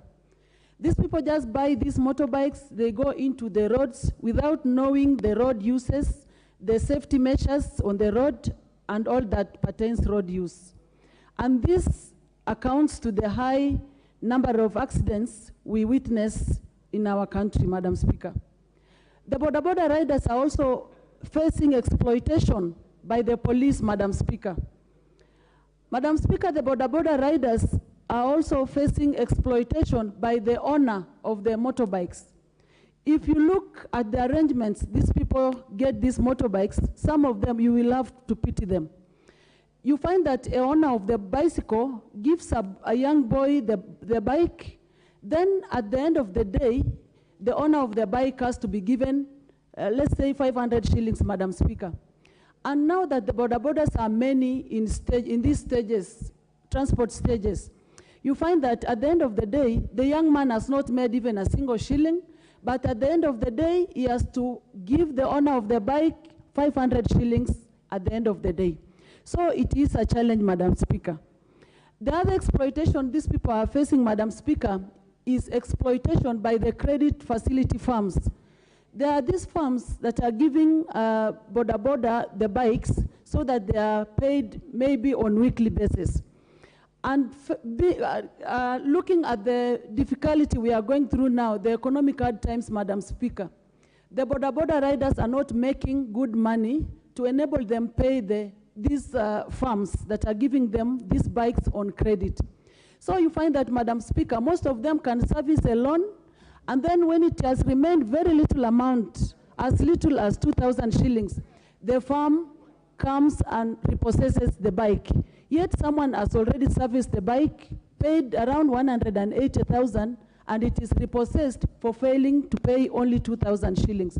Madam Speaker, there are many regulations that this August House should consider so that we cushion our young people from exploitation of this nature, Madam Speaker. I therefore support this motion that NTSA should really look into this matter. Thank you, Madam Speaker. Thank you very much, Member for Turkana. The Honorable Kamene, Member for Machakos County.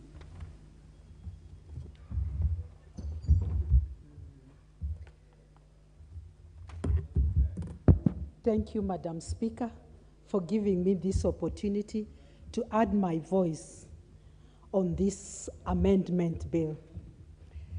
Madam Speaker, we are all aware that the border industry plays a huge role in the transport sector in this country.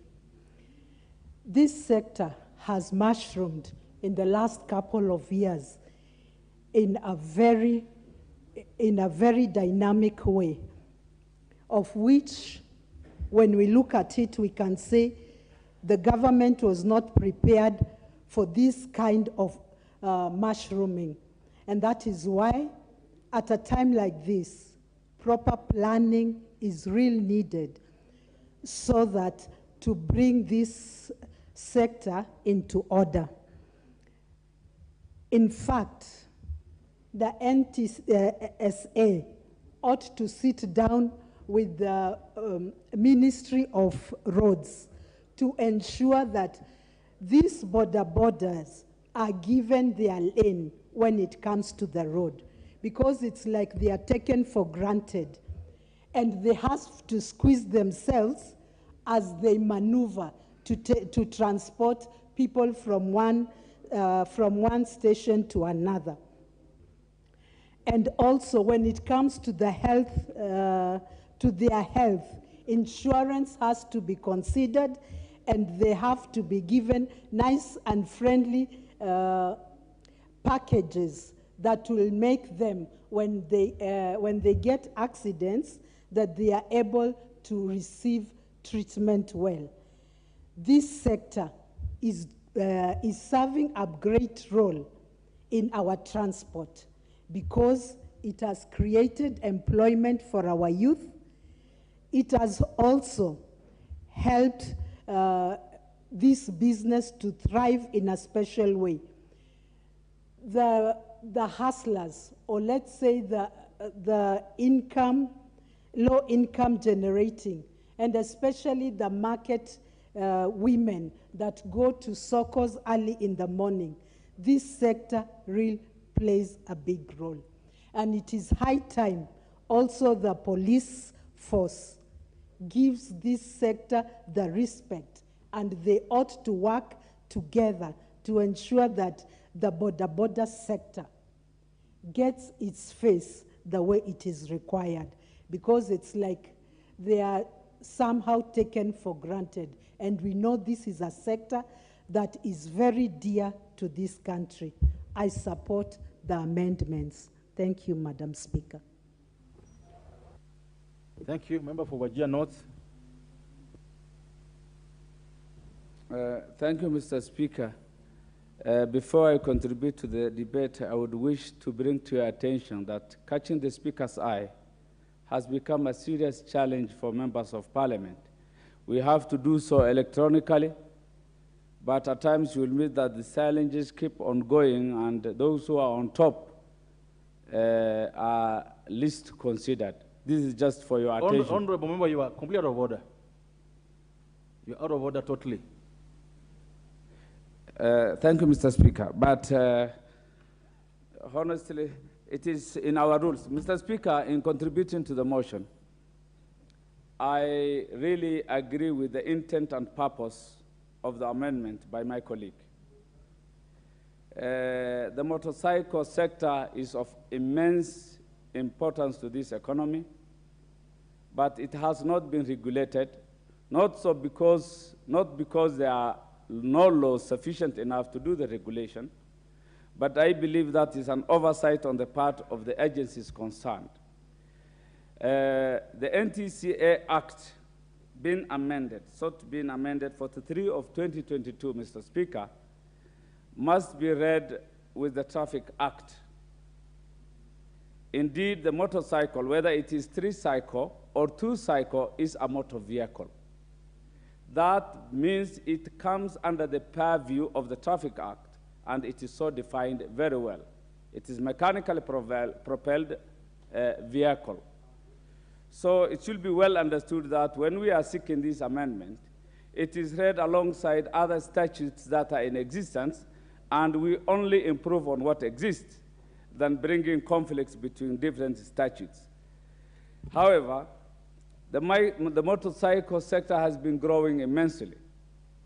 It has provided jobs, employment, swift transports, more so in unmotorable roads, Mr. Speaker. However, it has had serious challenges. There was lack of training, there is lack of licensing and regulation on the part of NTSA. For me, there is no lacuna in law. It is sleeping on the job on the part of NTSA. Why we always drag in the police for corruption? It is because they are not licensed, they don't seek training, they don't follow the laid down procedures, Mr. Speaker.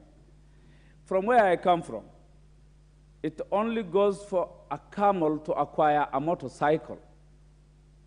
And you are on the road the next hour, immaterial of whether there is a police officer. They don't know because of the illiteracy rate. They don't know that there are regulations that one has to conform to. So it is an issue of really an outreach than our limitations on the part of our legislations, Mr. Speaker. This must be well understood. They are numerous. I really agree with actually the intention of the mover to regulate this sector, but it is an issue of implementation, enforcement, than coming up with enforcement as such. Motorcycles have been defined actually to an extent that a motorcycle is a public service vehicle. If you look at the definitions that precede the Traffic Act, it is not a matatu, it is not a motor car, it is a motorcycle, yet a motor vehicle, and yet can carry passenger, but to a limit. This should be very clear in the minds of, before we contribute. However, Mr. Speaker, I think what we need is coordination. The fact that the mover has alluded... What is out of order? You are carrying your hands up. Okay, go ahead. One important aspect the mover has alluded to, the fact that we must have coordination between county governments and NTSA on the part of the national government, will create more chaos to an already chaotic sector, Mr. Speaker, in my view.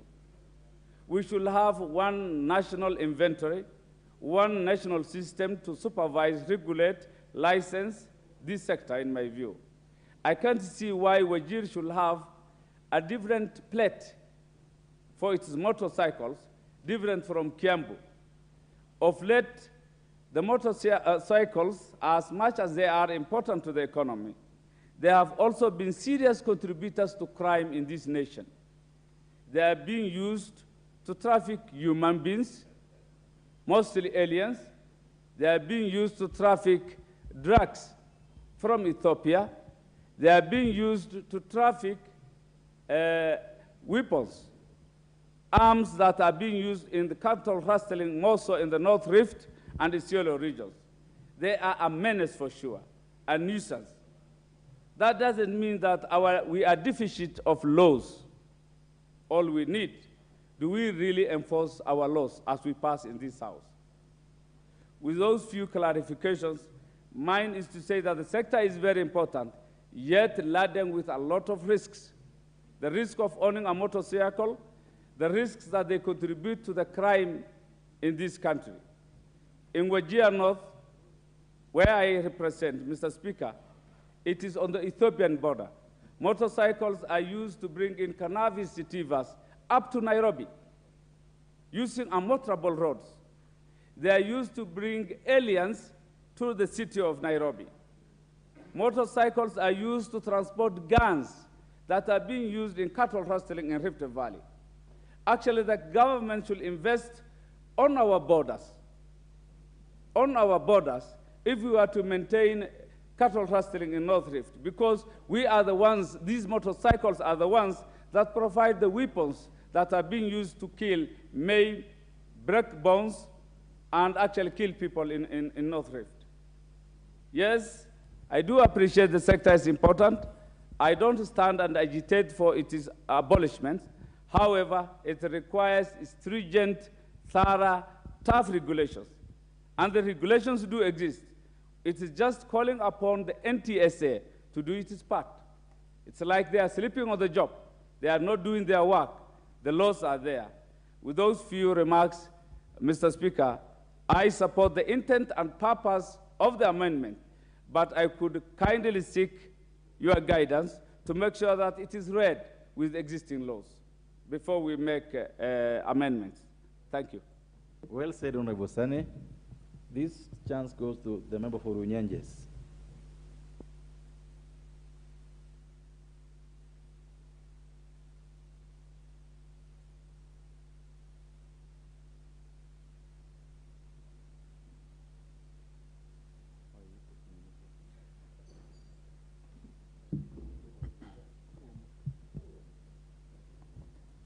Thank you, Honorable Speaker.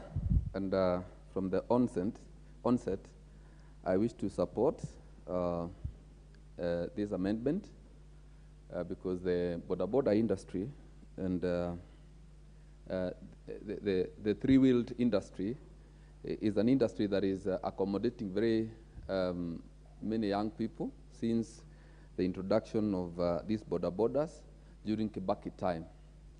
Mr. Speaker, we will all admit that thousands, hundreds of thousands of young people are into this business, trying to earn a living, trying to educate their children through the income that they get from this industry.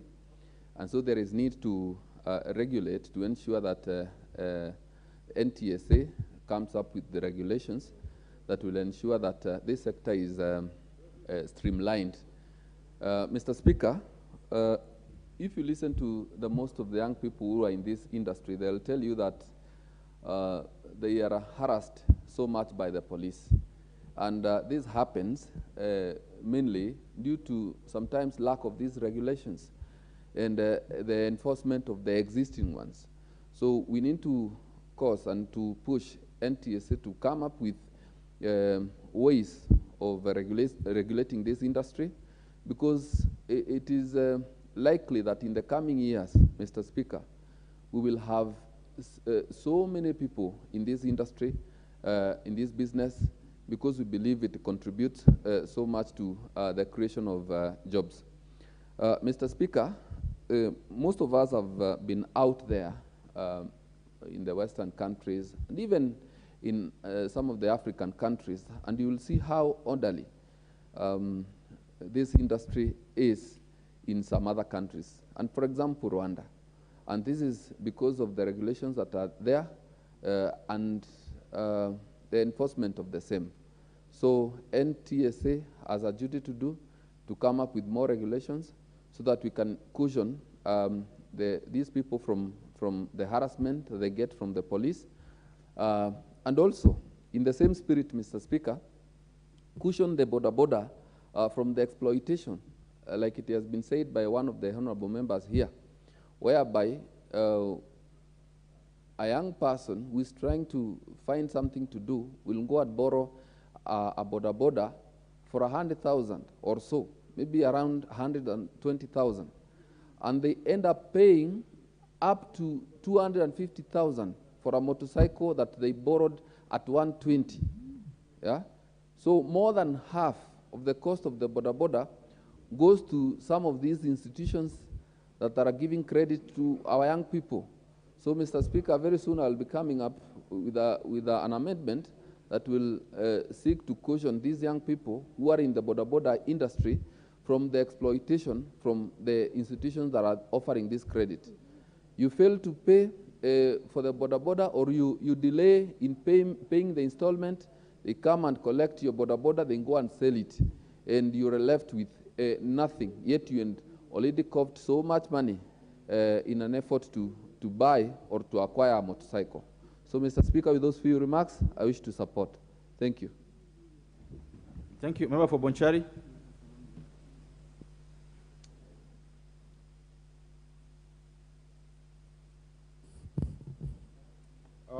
Thank you, Mr. Speaker, for the opportunity to add my voice to this very important proposed amendment. The border subsector is very important in the economy because of its contribution in transportation of people. You look around the country, as a matter of fact, in the region, you find what's left is border. And on top of that, it has created employment for many people who otherwise would go without food on their tables. The countryside, most of the patients, because of accidents caused by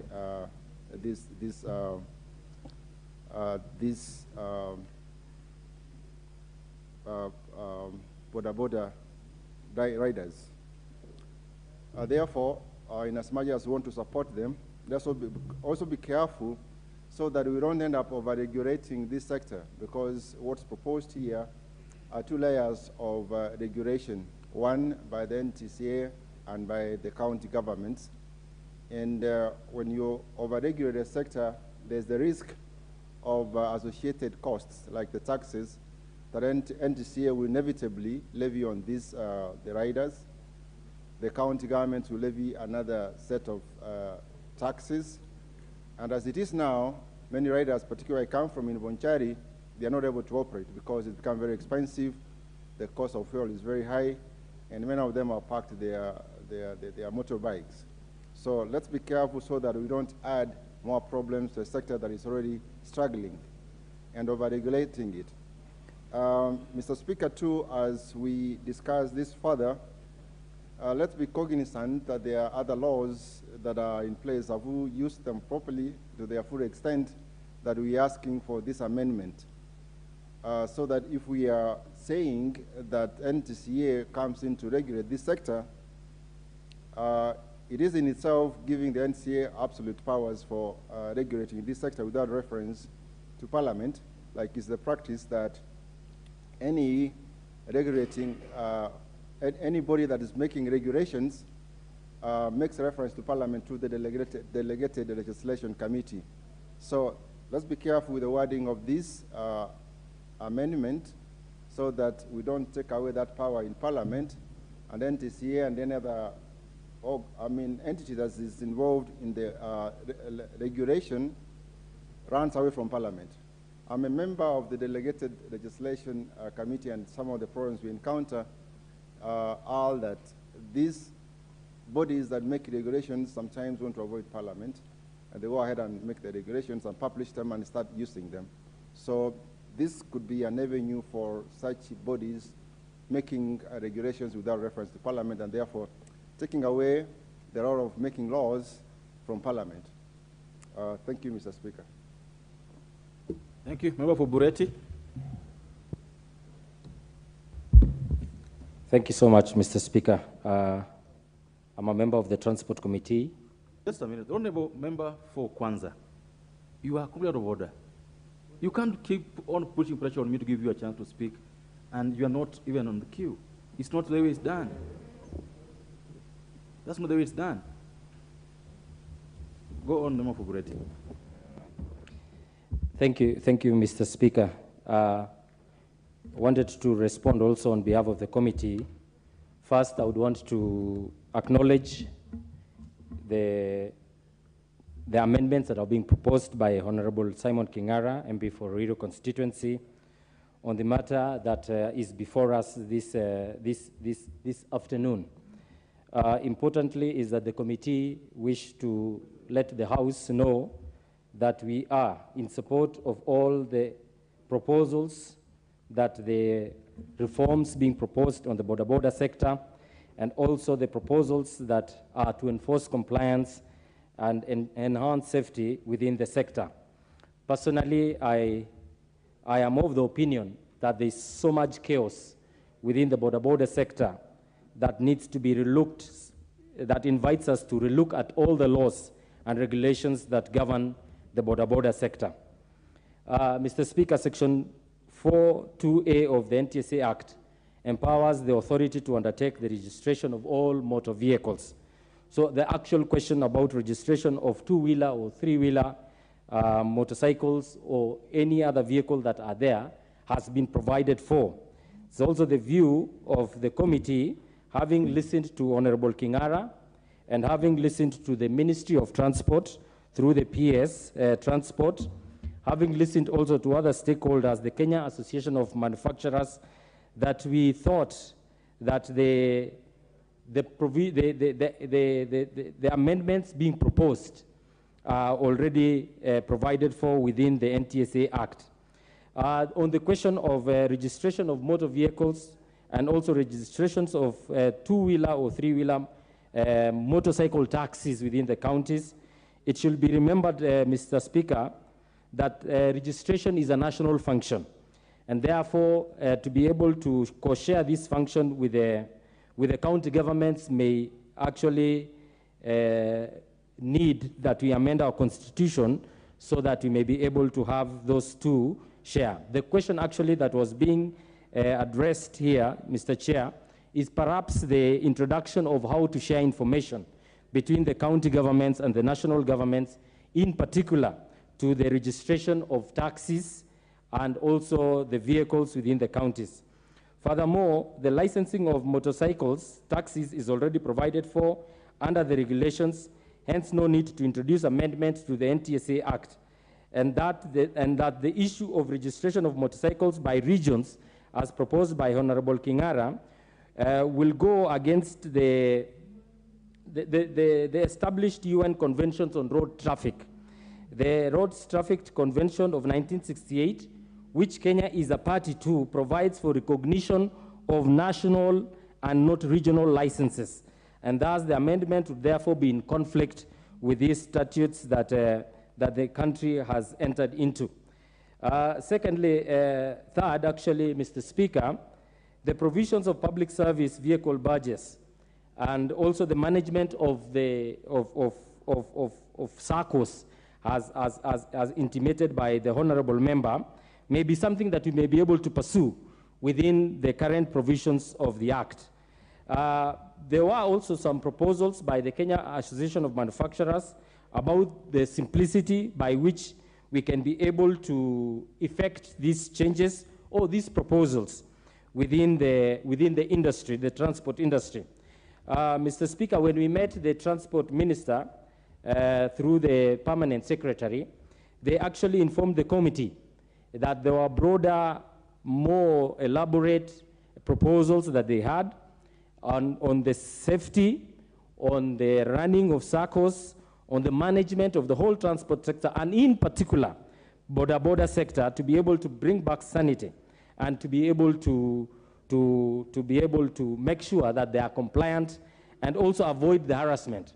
The whole question of the cost of borders, the whole question of empowering the borders, the whole question of actually the hustler movement, and a part of it also being looked at by the ministry. Therefore, the committee observed as follows, Mr. Speaker, that the proposed amendments in the bill, as formulated by the honorable member, were already provided for in the National Transport and Safety Authority Act of number 33 of 2012. Further, the National Transport and Safety Authority Amendment Bill, the National Assembly Bills of number 43 of 2022, emanated from the issues of laxity in implementation, compliance, and enforcement of the existing law and regulations. That the law is clear, the law is adequate, that there is actually no lacuna within our laws to be able to implement these things.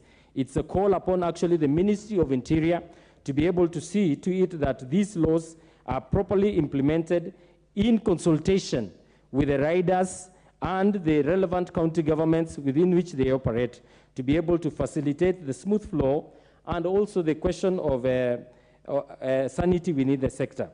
The NTSA Operations Motor Vehicles Amendment Regulation 2022 provide for the licensing of motor vehicle taxis by the county governments. In March 2022, and as you may be aware, actually, Mr. Speaker, the government launched a national registration process of processing of 2- and 3-wheeler public service motor vehicles, and the same is to be done within the NTSA portal.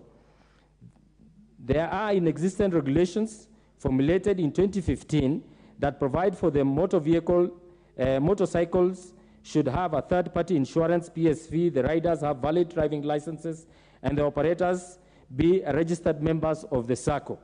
Having considered the bill and taken into account, the committee therefore was of the view and recommends as follows: that the House rejects the National Transport and Safety Authority Amendment Bill and National Assembly Bill number 43 of 2022 in its entirety, and actually the Cabinet Secretary for Roads and Transport should review the National Transport and Safety Authority Operations of Motor Vehicles Amendment Regulations 2022 to be able to take care of the issues that were raised by... Honorable Komingoi, I notice you are reading... I'm not reading, actually, I'm actually contributing, referring to the notes, report. Sir. Yes. So that we can be able to have the issues that have been raised. Because the whole question, actually, Honorable Kingara was raising up is on only 3 items. 1, registration and compliance.